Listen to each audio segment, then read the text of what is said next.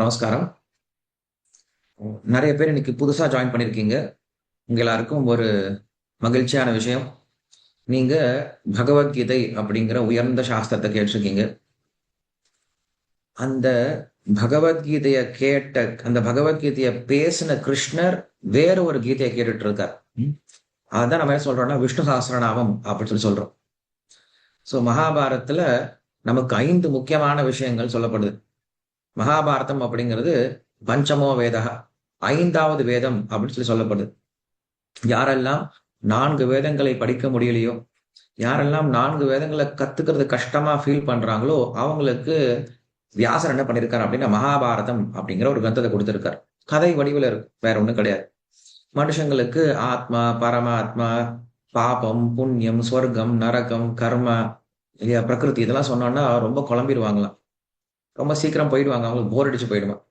இதுவே ஒரு கதை மாதிரி சொன்னோம்னு வச்சுக்கோங்களேன், எல்லாரும் உட்காந்து கம்முன்னு கேட்டுட்டு இருப்பாங்க.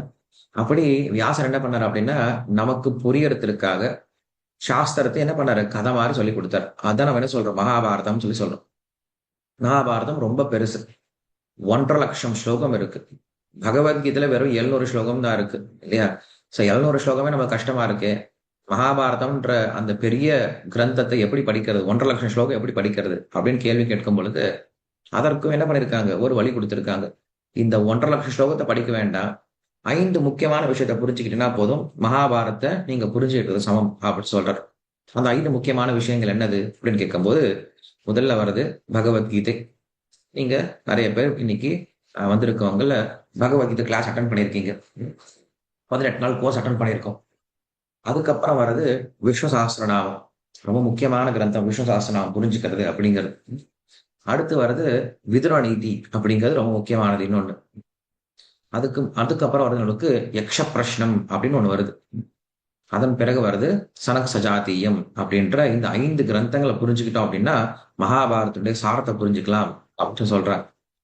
அதுல நாம் என்ன பண்றோம் அப்படின்னா ஒவ்வொரு சனிக்கிழமையும் அதே போல ஒவ்வொரு திங்கட்கிழமையும் இந்த 2 நாள் என்ன பண்றோம்னா காலையில இந்த விஷ்ணு சஹஸ்ரநாமத்துல இருந்து விளக்கங்கள் தெரிஞ்சுக்கிட்டு இருக்கோம்.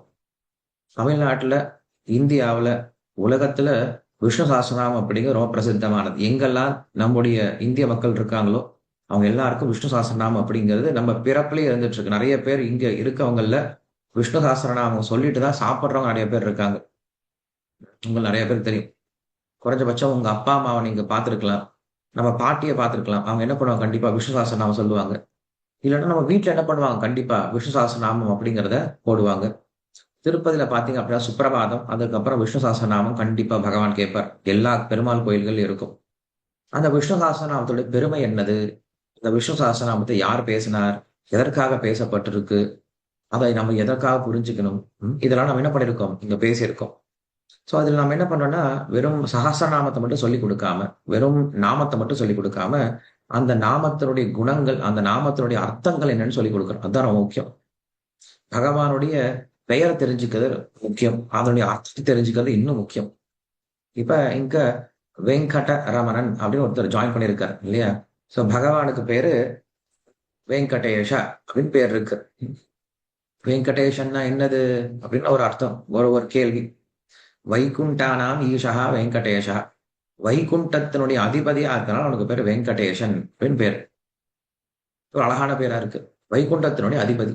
அப்ப வெங்கடேஷன் அப்படிங்கறது குறிக்குது நம்ம அங்க போகும்போது வைகுண்டத்தையே பார்க்க முடியும் அப்படிங்கறது குறிக்குது. அதே போல ஸ்ரீரங்கம், ரங்கநாதர் அப்படின்னு சொல்றோம். ரங்கம் அப்படின்னா என்னது, அரங்கம் அப்படின்ற அடிக்கடி வார்த்தை கேள்விப்படும். ரங்கம்னா என்னது, ஸ்டேஜ். ஏதாவது ஒரு பர்ஃபார்மன்ஸ் பண்றோம் அப்படின்னா, நாடகம் நடக்குது, இல்ல நடனம், இல்ல பரதநாட்டியம் பண்ண போறாங்க அப்படின்னா என்ன பண்ண, ஒரு ஸ்டேஜ் தேவைப்படும், ஒரு ரங்கம், அரங்கம் தேவைப்படும். அப்படி பகவான் இந்த உலகத்துல லீலைகளை பண்ணக்கூடிய ஸ்டேஜ் தான் ஸ்ரீரங்கமா, விளையாட்டு ஸ்தலம் அப்படின்னு சொல்லலாம். பகவானுடைய விளையாட்டு ஸ்தலம் அப்படின்னு கூட அதுக்கு அர்த்தம் சொல்லலாம். இப்படி பகவானுடைய நாமத்தை நம்ம தெரிஞ்சுக்கிறதுனால பகவானுடைய குணங்கள் நம்மளுக்கு புரிய ஆரம்பிக்கும். பகவானுடைய குணங்களை புரிஞ்சுக்கிறதுனால நமக்கு பகவான் மேல அன்பு வளர ஆரம்பிக்கும். அதனாலதான் கிருஷ்ணர் பகவத்கீதை சொல்றாரு, என்னை பற்றி நீங்க புரிஞ்சுக்க முயற்சி பண்ணுங்கன்னு சொல்றாரு. சோ பகவானை பற்றி புரிஞ்சுக்கணும் அப்படின்னா அவருடைய குணங்களை புரிஞ்சுக்கணும். அதற்குதான் நமக்கு இந்த விஷ்ணு சஹஸ்ரநாமம் அப்படிங்கிற கிரந்தம் ரொம்ப உதவிகரமா இருக்கும். இந்த விஷ்ணு சஹஸ்ரநாமத்துல பக்தி ரசம் மட்டும்தான் இருக்கும். நிறைய கதைகள் வரும். இதுல மகாபாரதம், ராமாயணம், ஸ்ரீமத் பாகவதம், எல்லா கதைகளும் வந்துடும். அது மட்டும் இல்லாம நீங்க கேட்காத நிறைய கதைகள் வரும். நீங்க இது வரைக்கும் அந்த மாதிரி கதைகள்லாம் கேட்டே இருக்க மாட்டீங்க. அது போன்ற கதைகள் நம்ம என்ன பண்ணலாம், இந்த விஷ்ணு சஹஸ்ரநாமத்துல தெரிஞ்சுக்கலாம். ஸோ அதனால என்னுடைய வேண்டுகோள் என்ன அப்படின்னா, ஒவ்வொரு சனிக்கிழமையும் திங்கக்கிழமையும் நடக்கக்கூடிய இந்த விஷ்ணு சஹஸ்ரநாம வகுப்புக்கு நீங்க எல்லாரும் வாங்க, வந்து உட்கார்ந்து கேளுங்க. கேட்ட விஷயத்த அடுத்தவங்களுக்கும் சொல்ல ஆரம்பிங்க. அப்பதான் உங்களுக்கு ஞாபகமும் இருக்கும். இந்த விஷ்ணு சஹஸ்ரநாமத்துடைய அர்த்தங்கள் ஞாபகம் இருக்கும். ஸோ நம்ம என்ன பண்ணலாம் அப்படின்னா, இந்த சஹஸ்ரநாமம் ஆரம்பிக்கிறதுக்கு முன்னாடி இதற்கான தியான ஸ்லோகங்கள் இருக்கு. இதை முன்னாடி சொல்றதுக்கு முன்னாடி பிரார்த்தனை ஸ்லோகங்கள் இருக்கு. அந்த ஸ்லோகத்தை சொல்லிட்டு இதுக்கப்புறம் நம்ம என்ன பண்ணலாம், இந்த சஹஸ்ரநாமத்தை ஆரம்பிக்கலாம். உங்க எல்லாருக்கும் தெரிஞ்ச ஸ்லோகங்கள் தான். நீங்களும் என்ன பண்ணலாம், என்னோட சேர்ந்தே சொல்ல ஆரம்பிக்கலாம். ஓம் சுக்லாம் பரதரம் விஷ்ணும் சசிவர்ணம் சதுர்புஜம் பிரசன்னவதனம் ध्यायेत् सर्वविघ्नोपशान्तये व्यासं वसिष्ठनप्तारं शक्तये पौत्रमकल्मषं पराशरात्मजं वन्दे सुखतातं तपोनिधिं व्यासाय विष्णुरूपाय व्यासरूपाय विष्णवे नमो वै ब्रह्मनिजये वासिष्ठाय नमो नमः अविकाराय शुद्धाय नित्याय परमात्मने तथैकरूपरूपाय विष्णवे सर्वजिष्णवे यस्य स्मरणमात्रेण जन्म संसारबन्धनात् विमुच्यते नमस्तस्मै विष्णवे प्रभविष्णवे ओं नमो विष्णवे प्रभविष्णवे श्रीवैशम्पायन उवाच श्रुत्वा धर्मान् शेषेण पावनानि च सर्वशः युधिष्ठिरः शान्तनवं पुनरेवाभ्यभाषत युधिष्ठिर उवाच किमेकं दैवतं लोके किं वाप्येकं परायणं स्तुवन्तत्तत्कमर्चन्तः प्राप्य युर्मानवा शुभं को धर्मः सर्वधर्माणां भवतः परमो मतः किं च पन्मुख्यते जन्तुर्जन्म संसारबन्धनात् श्रीभीष्म उवाच जगत्प्रभुं देवदेवमनन्तं पुरुषोत्तमं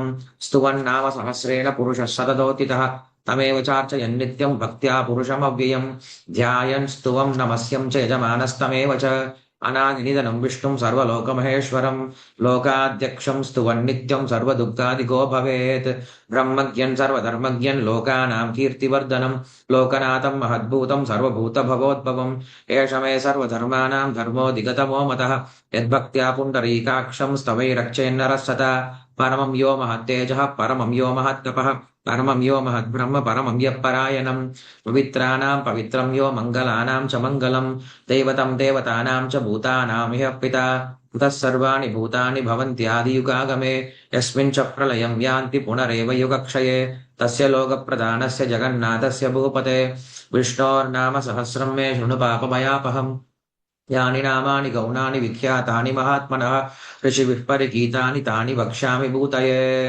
नमः ओं विष्णुपादाय कृष्णप्रेष्ठाय भूतले श्रीमते भक्तिवेदान्तस्वामिन्निति नामिने नमस्ते सारस्वते देवे गौरवाणी प्रचारिणे निर्विशेषशून्यवादी पाश्चात्यदेशतारिणे जय श्रीकृष्ण चैतन्य प्रभु नित्यानन्द श्री अद्वैत गदाधर श्रीवासादि गौरभक्तवृन्द हरे कृष्ण कृष्ण कृष्ण हरे हरे हरे राम राम राम हरे हरे योऽन्तः प्रविश्य वाचमां प्रसुप्तां सञ्जीवयत्तकिलशक्तिधरस्वदाम्ना अन्यामधस्तचरणश्रवणत्वगादीन् प्राणान् नमो भगवते पुरुषाय तुभ्यं पान्त्वस्मान् पुरुहूतवैरिबलवन्मातङ्गमाद्युद्घट कुम्भोच्चात्रिविपाटनातिकपटुप्रत्येकवज्रायिताः श्रीमत्कण्ठीरवास्य प्रदसुनकरा धारिधारातिदूरध्वस्तत्वान्तशान्तप्रवितमनसा भाविता भूरिभागैः हरे कृष्ण நமஸ்காரம். என்னுடைய பேர் வம்சிதாரிதாஸ். ஸோ நான் சொன்ன மாதிரி நம்ம இந்த 2 நாளும் விஷ்ணு சஹஸ்ரநாமத்தை படிக்க போறோம். ஸோ உங்க எல்லாருக்கும் ரொம்ப நன்றி. குறிப்பா பலபத்ர சைத்தன்ய பிரபுக்கு ரொம்ப நன்றி. எனக்கு இந்த ஒரு வாய்ப்பை கொடுத்து உங்க எல்லாருக்கும் விஷ்ணு சஹஸ்ரநாமம் சொல்லிக் கொடுக்கறதுக்கு ஒரு வாய்ப்பு கொடுத்தது ரொம்ப நன்றி. கருட புராணத்துல ஒரு ஸ்லோகம் இருக்கு. வேதேஷு பௌருஷம் சூக்தம் தர்மசாஸ்திரேஷு மாணவம் பாரதே பகவத்கீதா புராணேஷு ச வைஷ்ணவம் அப்படின்னு சொல்றான். என்னது? வேதேஷு பௌருஷம் சுக்தம், வேதங்களுடைய சாரம் புருஷுக்தம். வேதங்களுடைய சாரத்தை நம்ம என்ன பண்ணலாம், புருஷுக்தத்தில் கத்துக்கலாம். அதே போல தர்மசாஸ்திரேஷு மாணவம், தர்மசாஸ்திரங்களுடைய சாரம் மனுசம்ஹிதையில இருக்கு, மனுஸ்மிருதியில இருக்கு. பாரதே பகவத்கீதா, பாரதத்தினுடைய சாரம் அதாவது மகாபாரதனுடைய சாரம் பகவத்கீதையில இருக்கு. அதே போல புராணேஷு ச வைஷ்ணவம், புராணங்களுடைய சாரம் அப்படிங்கிறது நமக்கு விஷ்ணு புராணம் இல்ல ஸ்ரீமத் பாகவதம் அப்படிங்கிற கிரந்தத்துல இருக்கு அப்படின்னு சொல்றார். அப்ப நாம் இந்த மகாபாரதத்தினுடைய சாரத்தை நம்ம என்ன பண்றோம், பகவத்கீதையில தெரிஞ்சுக்கிட்டோம். அதே போல பகவத்கீதையினுடைய இன்னொரு எக்ஸ்டென்ஷன் அப்படின்னு சொல்லி சொல்லலாம். இல்ல பகவத்தினுடைய பிராக்டிகல் அப்ளிகேஷன் அப்படின்னு சொல்லி சொல்லலாம். அதுதான் நம்ம என்ன சொல்றோம், இந்த ஸ்ரீ விஷ்ணு சஹஸ்ரநாமம் அப்படின்ற இந்த கிரந்தம். இது பீஷ்மாச்சாரியார் கிட்ட யுதிஷ்ட மகாராஜன் கேட்ட கேள்விகளுக்கான பதில். மகாபாரத யுத்தம் முடிந்தது. யுத்தம் முடிந்ததுக்கு அப்புறம் இப்ப ஆட்சி பொறுப்பை ஏத்துக்கணும். யுதிஷ்ட மகாராஜன் ஆட்சி பொறுப்பை ஏத்துக்க மாட்டேன்னு சொல்லி சொல்றான். ஏன் அப்படின்னா, இந்த இத்தனை பேரை கொண்டுட்டு நான் இந்த ஆட்சி பொறுப்பை ஏத்துக்கணுமா, நான் இந்த ஆட்சி பொறுப்பை ஏத்துக்க மாட்டேன் அப்படின்னு சொல்லி சொல்றான். அதற்குதான் கிருஷ்ணன் என்ன பண்ணார் அப்படின்னா, இனிமேல் நான் மறுபடியும் பகவத்கீதை அவனுக்கு சொல்லிட்டு இருக்க முடியாது. உன் தம்பி ஒருத்தன் அழுது நான் சண்டை போட மாட்டேன்னு சொல்லிட்டு அவனுக்கு நான் பகவத்கீதை மட்டும் சொல்ல, அவன்கிட்ட நான் வந்து என்னென்னமோ தோப்புக்காரன் எல்லாம் போட்டேன், என்னுடைய விஸ்வரூபம் எல்லாம் காட்ட வேண்டியதா இருந்தது, என்னென்னமோ அவனுக்கு ஜிமிக் வேலை எல்லாம் பண்ணி அவனை வந்து நான் சண்டை போட வச்சேன். என்னால இனிமேல முடியாதப்பா. அவன் தம்பிக்காரன் முதல்ல வந்தான், இப்ப அண்ணக்காரன் ஒருத்தன் வந்திருக்கான், என்னால முடியாது. எனக்கு உண்மையில பிரச்சாரம் பண்ண தெரியாது. என்னுடைய பக்தர் எல்லாம் தெரியும். பகவானே புரிஞ்சுக்கிட்டார். நம்ம எல்லாம் சொல்லி அவங்க திருந்த போறது கிடையாது. ஏன்னா திடீர்னு வந்து இப்ப முதலாளி, பெரிய முதலாளி ஒருத்தர் இருப்பாரு. அவர் ஆரம்பத்துல வந்து ஏதோ கம்பெனில வேலை பண்ணிட்டு இருப்பார். அதுக்கப்புறம் என்ன பண்ணிட்டாருன்னா, கம்பெனியை ரொம்ப பெருசுபடுத்திட்டாரு. நிறைய மிஷின்ஸ் எல்லாம், புது புது மிஷின்ஸ் எல்லாம் கொண்டு வந்துட்டாங்க. ஆளுங்க நிறைய பேர் சேர்ந்துட்டாங்க. ஒரு 30 வருஷம் அவருக்கு வந்து பழக்கமே விட்டு போயிடுச்சு. மறுபடியும் அவர் திடீர்னு இறங்கி வந்து நான் வேலை பண்றேன் அப்படின்னு சொல்லிட்டாருன்னா, அந்த மெஷின் ரொம்ப காம்ப்ளிகேட்டடா இருக்கு, இவருக்கு புரியவே புரியல, என்ன நடக்குதுன்னே தெரியல. அப்ப என்ன பண்ணும், என்னால முடியாதப்பான்னு அவர் கஷ்டப்பட்டு ஏதாவது செஞ்சுட்டு போயிடுவார். அப்புறம் ஒர்க்கரை கூப்பிட்டு ஈஸியா பண்ணிடுவார். அது போல பகவானுக்கு நம்முடைய ட்ரெண்டிங் இன்னும் புரியல. நம்ம எல்லாம் புது ட்ரெண்ட்ல போயிட்டு இருக்கோம். பகவான் வந்து இன்னும் பழசுலயே இருக்கார். நம்ம எல்லாம் இன்னைக்கு மொபைல் போனு, சோசியல் மீடியா அதெல்லாம் போயிட்டோம். நல்லா பண்ணிட்டார் பகவான். நான் இதுக்கெல்லாம், இந்த விளையாட்டுக்கெல்லாம் வரவே இல்லை. நான் வந்து எப்பயும் போல என்னுடைய பசுமாட்டை மேய்ச்சிக்கிட்டு, என்னோட கோபியர்களோட இருந்துகிட்டு, என்னுடைய வெண்ணையை சாப்பிட்டு நான் பாட்டு சந்தோஷமா இருக்கேன். நீங்க புதுசா போயிட்டு இருக்கீங்க, இதுக்கு என்னுடைய பக்தர்கள் தான் சரியா வருவாங்கன்னு சொல்லிட்டு என்ன பண்றாரு, அவங்களை அமுச்சு விட்டுறாரு இல்லையா? என்னுடைய வாய்ஸ் எல்லாருக்கும் சரியா கேக்குதா? கிளியரா ஒரு சில ஒரு சில பிரேக் ஆகுதுன்னு சொல்லி சொல்றாரு. ஓகே. அப்படி பகவான் என்ன பண்றாரு அப்படின்னா, அவர் சொன்னாரு, யுதிஷ்டிரா, இனிமேல் நான் உங்ககிட்ட பேச போறது கிடையாதுப்பா, என்னுடைய பக்தன் கிட்ட கொண்டு போய் விட்டுறேன், அவர் பேசுவார் அப்படின்னு சொல்லிட்டு கொண்டு போய் யார்கிட்ட விட்டார் அப்படின்னா, பீஷ்மர் கிட்ட போய் விட்டார். சரி, பீஷ்மராவது நல்ல சுச்சுவேஷன்ல இருந்தாரா அப்படின்னா, அவர் அம்பு படுக்கையில படுத்துட்டு இருக்காரு. ஏன்னா பகவானுக்கு தெரியும், ஒரு பக்தனுடைய உண்மையான வாழ்க்கை அப்படிங்கிறது என்ன அப்படின்னா, பிரச்சாரம் பண்றதுதான், மத்தவங்களுக்கு சொல்லி கொடுக்கறதா. எப்ப மத்தவங்களுக்கு சொல்லி கொடுக்கறத நிறுத்திட்டானோ அவன் இறந்தவனுக்கு சமம் அப்படின்னு சொல்லி சொல்றாங்க. யார் ஒருத்தனுக்கு உயிர் இருக்கோ அவன் என்ன பண்ணுவான், என்னைக்குமே மற்றவங்க கிட்ட கிருஷ்ணரை பத்தி சொல்லி கொடுத்துட்டே இருப்பான். கிருஷ்ண சைத்தன்யம் அப்படின்னு சொல்லி சொல்றது உண்டு. கிருஷ்ண சைத்தன்யம் அப்படின்னா, சைத்தன்யம்னா உயிர். யார் ஒருத்தனுக்கு உணர்வு இருக்கோ அவன் என்ன பண்ணுவான், கண்டிப்பா கிருஷ்ணரை பத்தி மத்தவங்களுக்கு சொல்லி கொடுத்தே தீருவானா. உயிரற்றவங்க கிருஷ்ணரை பத்தி பேச மாட்டாங்க, அவங்களும் தெரிஞ்சுக்க மாட்டாங்க, மற்றவங்களும் சொல்லி கொடுக்க மாட்டாங்க. அவங்க நடைபிணத்துக்கு சமம் அப்படின்ட்டு சாஸ்திரம் சொல்லுது. அப்ப அந்த பீஷ்மரை பார்க்கணும் நம்ம. அம்பு படுக்கையில படுத்துட்டு இருக்காரு, உடம்பெல்லாம் ரணமா இருக்கு, உடம்பெல்லாம் ரத்தம் சொட்டிட்டு இருக்கு, அவ்வளவு வலியில படுத்துட்டு இருக்காரு. அவருக்கு வலி இல்லை, ஏன்னா உடல் தானே அடிபட்டு கிடக்கு, ஆத்மா நல்லா தான் இருக்கு. ஆத்மாவை யாரும் குத்தவும் முடியாது, வெட்டவும் முடியாது, உலர்த்தவும் முடியாது, எரிக்கவும் முடியாது. நம்ம தான் படிச்சோம் இல்லையா, பகவத்கீதை படிச்சுட்டு இருக்கோம் இல்லையா? சோ அப்படி ஆத்மால அவர் ரொம்ப சந்தோஷமா, ரொம்ப ஆரோக்கியமா இருக்கார். அப்படிப்பட்ட பீஷ்மரை போய் பார்க்கறான், யுதிஷ்ட மகாராஜன் பார்க்கறான். பார்த்த உடனே பீஷ்மர் பேச ஆரம்பிக்கிறார், அவர்கிட்ட பார்த்து பேச ஆரம்பிக்கிறார். அப்புறம் யுதிஷ்ட மகாராஜன் கேள்வி கேட்க ஆரம்பிக்கிறான். பீஷ்மர் என்ன பண்ணாரு, அவருக்கு தெரிஞ்ச எல்லா நல்ல விஷயங்களும் சொல்லி கொடுக்கிறார். ஏன்னா பீஷ்மர் வந்து பல்லாயிரம் வருஷம் வாழ்ந்திருக்கார். அவர் படிக்காம தர்மசாஸ்திரமே கிடையாது, அவ்வளவு விஷயங்களை தெரிஞ்சவர். அவர் இப்ப போக போறார். சோ அவர்கிட்ட இருக்கக்கூடிய பெஸ்ட் என்ன பண்றாரு, எல்லாத்தையும் கொடுத்துட்டு போயிடும், இந்த உலகத்தை கொடுத்துட்டு போயிடும் சொல்லிட்டு அவர்கிட்ட எல்லா தர்மத்தையும் பேசுறார். அவருக்கு தெரிஞ்ச அனைத்து விதமான தர்மங்களை பத்தி பேசுறார். பிரம்மச்சரிய தர்மம், கிரகஸ்த தர்மம், வானப்பிரஸ்த தர்மம், சன்னியாச தர்மம், பிராமண தர்மம், கத்திரிய தர்மம், வைசிய தர்மம், சுத்திர தர்மம், ஸ்ரீ தர்மம், ஆபத் தர்மம், பிராயஷ்சித்த தர்மம், இப்படி பலவிதமான தர்மங்களை பத்தி பேசுறார். பலவிதமான சாஸ்திரங்களை பத்தி பேசுறார். பேசி முடிச்சுட்டு அப்படியே ஓஞ்சி போயிட்டார், அமைதி ஆயிட்டார். எல்லாத்தையும் கேட்ட பின்னாடி யுதிஷ்ட மகாராஜன் மெதுவா கேள்வி கேட்கிறார். அப்பதான் வந்து வைஷம்பாயனர் சொல்றாரு, ஏன்பா இவன் தானே கேட்டிய, மறுபடியும் கேள்வி கேட்கறிய? கோதர்ம சர்வதர்மானாம் பவத பரமோமதா கிம் ஜபன் முக்கிய தேஜந்துர் ஜென்ம சம்சார பந்தனாத். அவன் என்ன பண்றான், எல்லாத்தையும் கேட்டதுக்கு அப்புறம் சொல்றான், கிமேகம் தெய்வதம் லோகே கிம்பாபேகம் பராயணம் ஸ்துவந்தத்த கமர்ச்சந்தா பிராப்திய உருமான வாசுபம் கோதர்ம சர்வதர்மானாம் பவத பரமோமதா கிம் ஜபன் முக்கிய தேஜந்துர் ஜென்ம சம்சார பந்தனாத். 6 கேள்விகளை கேட்கிறான். நிறைய கேட்டான், நமக்கு நிறைய புரியாது. நமக்கு எல்லாமே கேட்டகரைஸ் பண்ணி கொடுத்தாதான் புரியும். எல்லாமே ஒரு சங்கா கொடுத்தா புரியாது.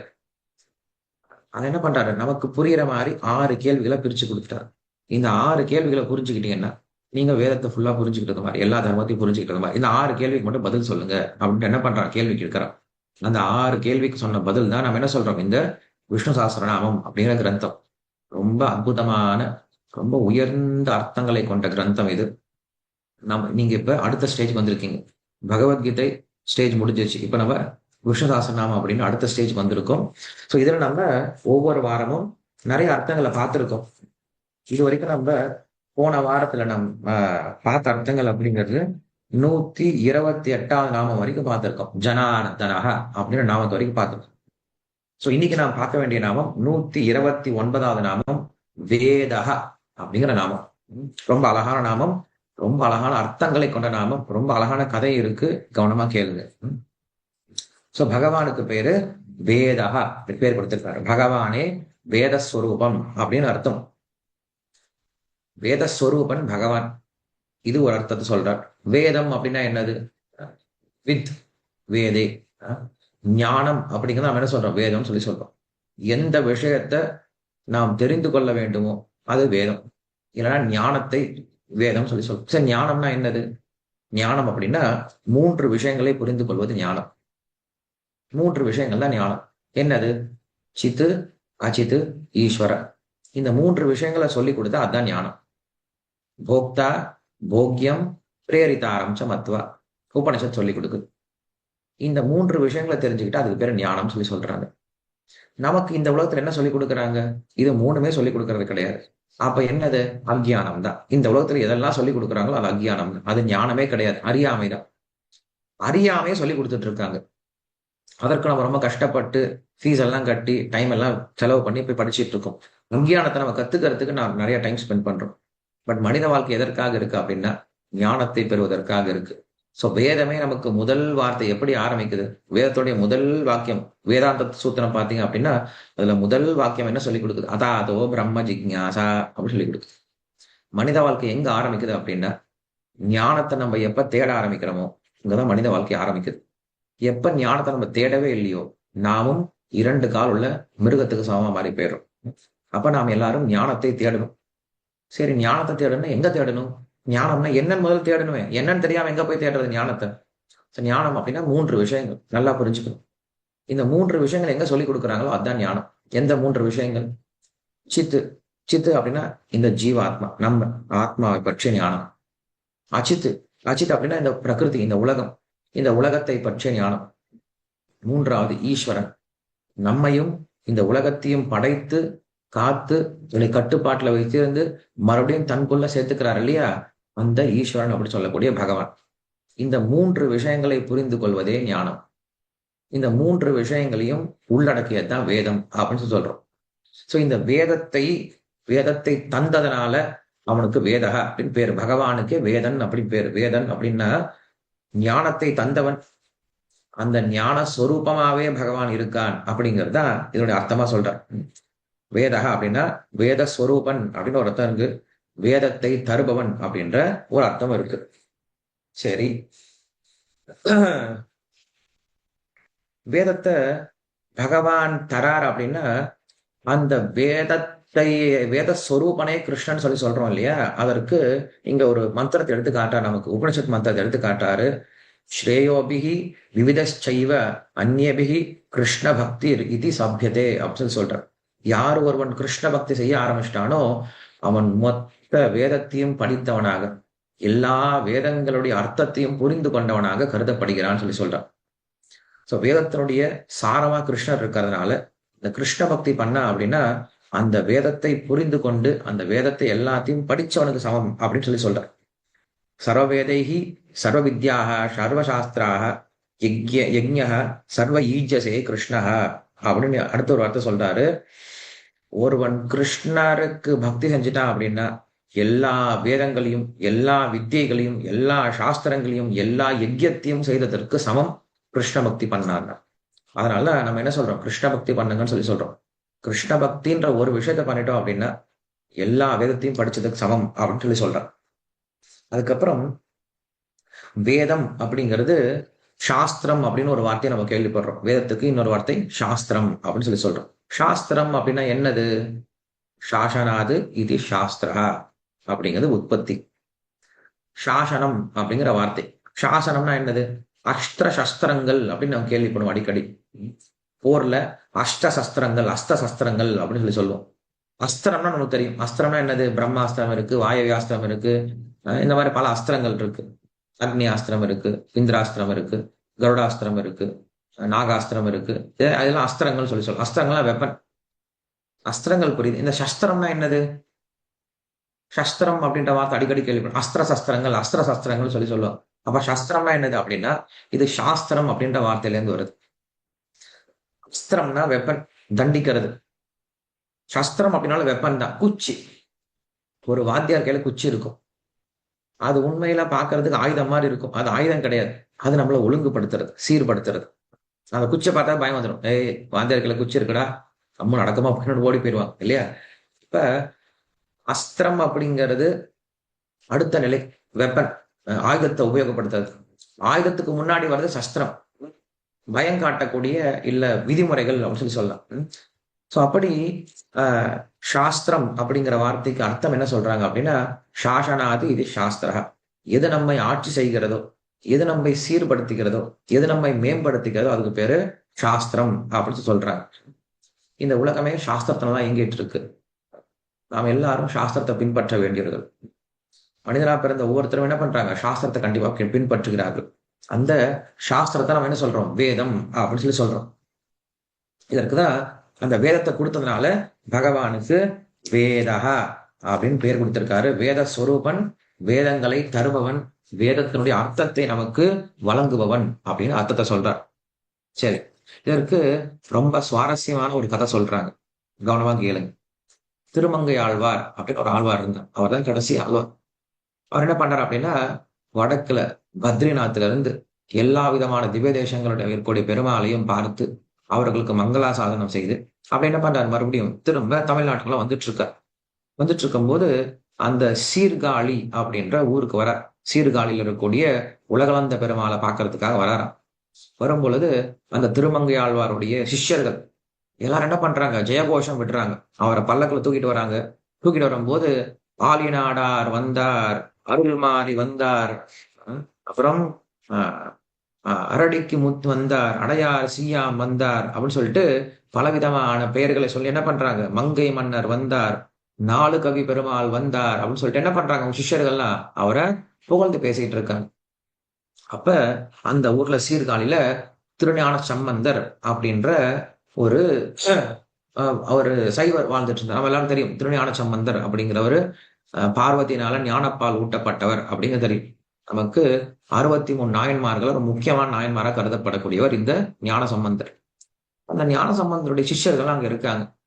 அவங்க பார்த்து கோவப்படுறாங்க. இந்த திருமங்கை ஆழ்வாருடைய சிஷ்யர்கள் சொன்ன விஷயத்தை பார்த்து கோவப்படுறாங்க. 4 கவி ஆழ்வார், 4 கவி பெருமான் அப்படின்னு சொன்ன உடனே அவங்களுக்கு கோவம் வந்துருச்சு. அவங்க சொல்றாங்க திருஞான சம்பந்தருக்கு மட்டும்தான் அந்த பேர் பொருந்தும், அந்த பட்டம் பொருந்தும். 4 கவி அப்படிங்கிறது திருஞான சம்பந்தருக்கே பொருந்தும், உங்க ஆழ்வாருக்கு பொருந்தாது அப்படின்னு சொல்றாங்க. என்ன சொல்றீங்க? 4 கவி அப்படிங்கிறது எங்களுடைய திருமங்கை ஆழ்வாருக்கும் பொருந்துமே. ஏன் அப்படின்னா அவர் வாசு கவியாவும் இருக்கார், மதுர கவியாவும் இருக்காரு, விஸ்தார கவியாவும் இருக்காரு, சித்திர கவியாவும் இருக்கார். இந்த 4 கவிதைகளை பண்ண அவங்களுக்கு 4 கவி அப்படின்னு பேர் கொடுத்திருக்காங்களாம்.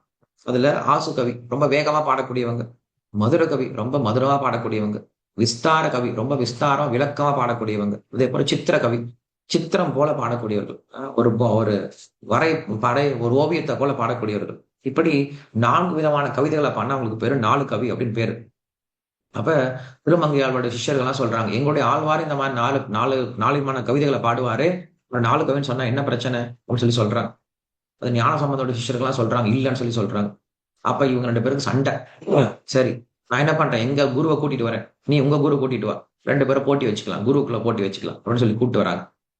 இவங்க 2 பேரும் போய் அவங்களுடைய தலைவர்கிட்ட சொல்றாங்க. சொன்ன உடனே அவங்க சிரிக்கிறாங்க. எதுக்கு தேவையில்லாம இந்த போட்டியெல்லாம் வச்சிருக்கீங்க? ஏன்னா தலைவர்களுக்குள்ளார எந்த பிரச்சனையும் கிடையாது, சிஷ்யர்கள் தொண்டர்கள் தான் சண்டை போட்டுக்கிறாங்க இந்த மாதிரி மாத்தி மாத்தி. அப்ப அவங்க போய் கூப்பிடுறாங்க, நீங்க வாங்க, நீங்க போட்டிக்கு வாங்க அப்படின்னு சொல்லி கூப்பிடுறாங்க. அப்ப திருமங்கை ஆழ்வார் நினைச்சாரு, சரி திருஞான சம்பந்தரை சந்திக்கக்கூடிய ஒரு வாய்ப்பு கிடைச்சிருக்கு, அது நம்மளுக்கு போதும், போட்டிலாம் நம்மளுக்கு வேண்டாம், அவரை பார்க்கலாம் அப்படின்னு அவர் வராரா. அதே போல ஞான சம்பந்தர் நினைக்கிறாரா, திருமங்கையாழ்வாரை போய் பார்க்கறது நமக்கு ஒரு வாய்ப்பு கிடைக்கும், அவர்கிட்ட இருந்து கேட்கறதுக்கு ஒரு வாய்ப்பு கிடைக்கும், நாமும் போலாம் சொல்லிட்டு 2 பேரும் சேர்ந்து வராங்க. வந்த உடனே திருமங்கையாழ்வாரும் ஆஹ் திருஞான சம்பந்தரும் ஒருத்தருக்கு ஒருத்தர் நமஸ்காரம் பண்ணிக்கிறாங்க. அதுக்கப்புறம் திருமங்கையாழ்வார் கிட்ட ஞானசம்பந்தர் ஒரு கேள்வி கேட்கிறார். அவர் சொல்றாரு, சீர்காழியின் சிறப்பை சித்தரித்து ஒரு குறள் பாடும் ஒரு குறள் பாடும் அப்படின்னு சொல்லி சொல்றார். நல்லா கவனிக்கணும். சீர்காழியின் சிறப்பை சித்தரித்து ஒரு குறள் பாடும் ஒரு குறள் பாடும் அப்படின்னு சொல்லி சொல்றார். சொன்ன உடனே கொஞ்சம் கூட அவர் என்ன பண்ணவே இல்லை, தயங்காம திருமங்கையாழ்வார் சீர்காழியில் இருக்கக்கூடிய உலகளந்த பெருமாளை புகழ்ந்து பாட ஆரம்பிக்கிறார். அவர் பாடக்கூடிய குறளை நான் இங்க படிக்கிறேன். ஒரு குறளாய் இருநிலம் மூவடி மண் வேண்டி உலகனைத்தும் ஈரடியால் ஒடுக்கி ஒன்றும் கருகவென மாவழி சிறையில் வைத்து தடாலன் தலைவிர் தக்க கீர்த்தி அருமறையின் திரள் 4ம் வேள்வி 5ம் அங்கங்கண் அவை 6ம் இசைகள் 7ம் தெருவில் மலிவிழா வளமும் சீர்க்கும் காலி சீராமே விண்ணகரே சேர்மின் நீரே அப்படின்னு சொல்லி பாடுறார். பாடினோடனே இவருக்கு புரிஞ்சு போயிடுச்சு. யாருக்கு? அங்க இருந்து ஞானசம்பந்தருக்கு புரிஞ்சு போயிடுச்சு. அவர் ரொம்ப சந்தோஷப்பட்டார். ஆனா அங்க இருக்கக்கூடிய சிஷ்யர்கள்லாம் சிரிச்சுட்டாங்க. என்ன சொன்னாரு? எங்களுடைய சுவாமி என்ன சொன்னாரு? ஒரு குறள் பாடணும்னு சொன்னார். குறள்னா நமக்கு தெரியும், குறள் அப்படிங்கிறது 1.5 அடியில இருக்கணும். 1.5 அடியில குறள் பாடாம நீங்க என்ன பண்றீங்க? எழுசீர் கலிநடையடி ஆசிரிய விருத்தத்தை பாடிட்டீங்க. நம்ம இதெல்லாம் தமிழ்ல கேள்விப்பட்டது அப்பெல்லாம். இப்பெல்லாம் எல்லாம் மறந்தே போயிருக்கும். எழுசீர் கலிநடி ஆசிரிய விருத்தம் அப்படின்ட்டு சொல்லுவாங்க. அந்த மாதிரி நீங்க இவ்வளவு பெரிய செயலை பாடிருக்கீங்களே, உங்களுக்கு என்ன பேசுறானே புரியலையா சொல்லி சிரிக்க ஆரம்பிச்சிட்டாங்க. அதுக்கப்புறம் தான் ஞான சம்பந்தர் வந்து சிஷ்யர்கள் வந்து சொன்னாரா, இல்ல அவர் சரியாதான் பாடியிருக்காரு. என்ன சரியா பாடினார் கேட்கும்போது, ஒரு குறள் பாடும் ஒரு குறள் பாடும் அப்படின்னு சொல்லி சொன்னார். அப்படின்னு என்ன அர்த்தம்? ஒரு குறள் பாடும் ஒரு குறள் பாடும் அப்படின்னு சொல்லி சொல்லும் போது அதற்கு அவர் பிரிச்சு அர்த்தம் சொல்றாரு. திருக்குறள்ல 610வது ஒரு குறள் இருக்கா. அந்த 610வது குறள் என்ன அப்படின்னு கேட்கும்போது, மடியிலா மன்னவன் எய்தும் அடியளந்தான் இதெல்லாம் ஒழுங்கு அப்படிங்கிறது ஒரு குறள். 610வது குறள். இந்த 610வது குறள் என்ன சொல்ற அப்படின்னா, உலகளந்த பெருமாள் எப்படி இந்த மண்ணுலகம் மட்டும் இல்லாம சொர்க்கலோகத்தையும் அளந்தானோ அது போல சோம்பல் இல்லாத மன்னனுடைய ஆட்சி அப்படிங்கிறது 3 உலகையும் சென்றடையும் அப்படிங்கிறது அந்த குறளுடைய அர்த்தம். அந்த குறளை யாரை பத்தி பாடினாரு? உலகளந்த பெருமாளாகிய பெருமாள் வாமன தேவனை பத்தி பாடியிருக்கார். ஒரு குறள் பாடும் ஒரு குறள் பாடும் அப்படின்னா, வாமன தேவனை பற்றி பாடக்கூடிய எந்த குறளானது வாமன தேவனை புகழ்ந்து பேசிச்சோ அந்த வாமன தேவனை பற்றி ஒரு குறள் பாடும் அப்படின்னு சொல்ற. ஒரு குறள் பாடும் அப்படின்னா மறுபடியும் குறள் அப்படிங்கிறது கிடையாது, ஒரு பாட்டு பாடும் அப்படின்னு அர்த்தம். அதுக்கு என்ன பண்ணிருக்காரு இவரு? சரியா பாடிட்டார் இல்லையா?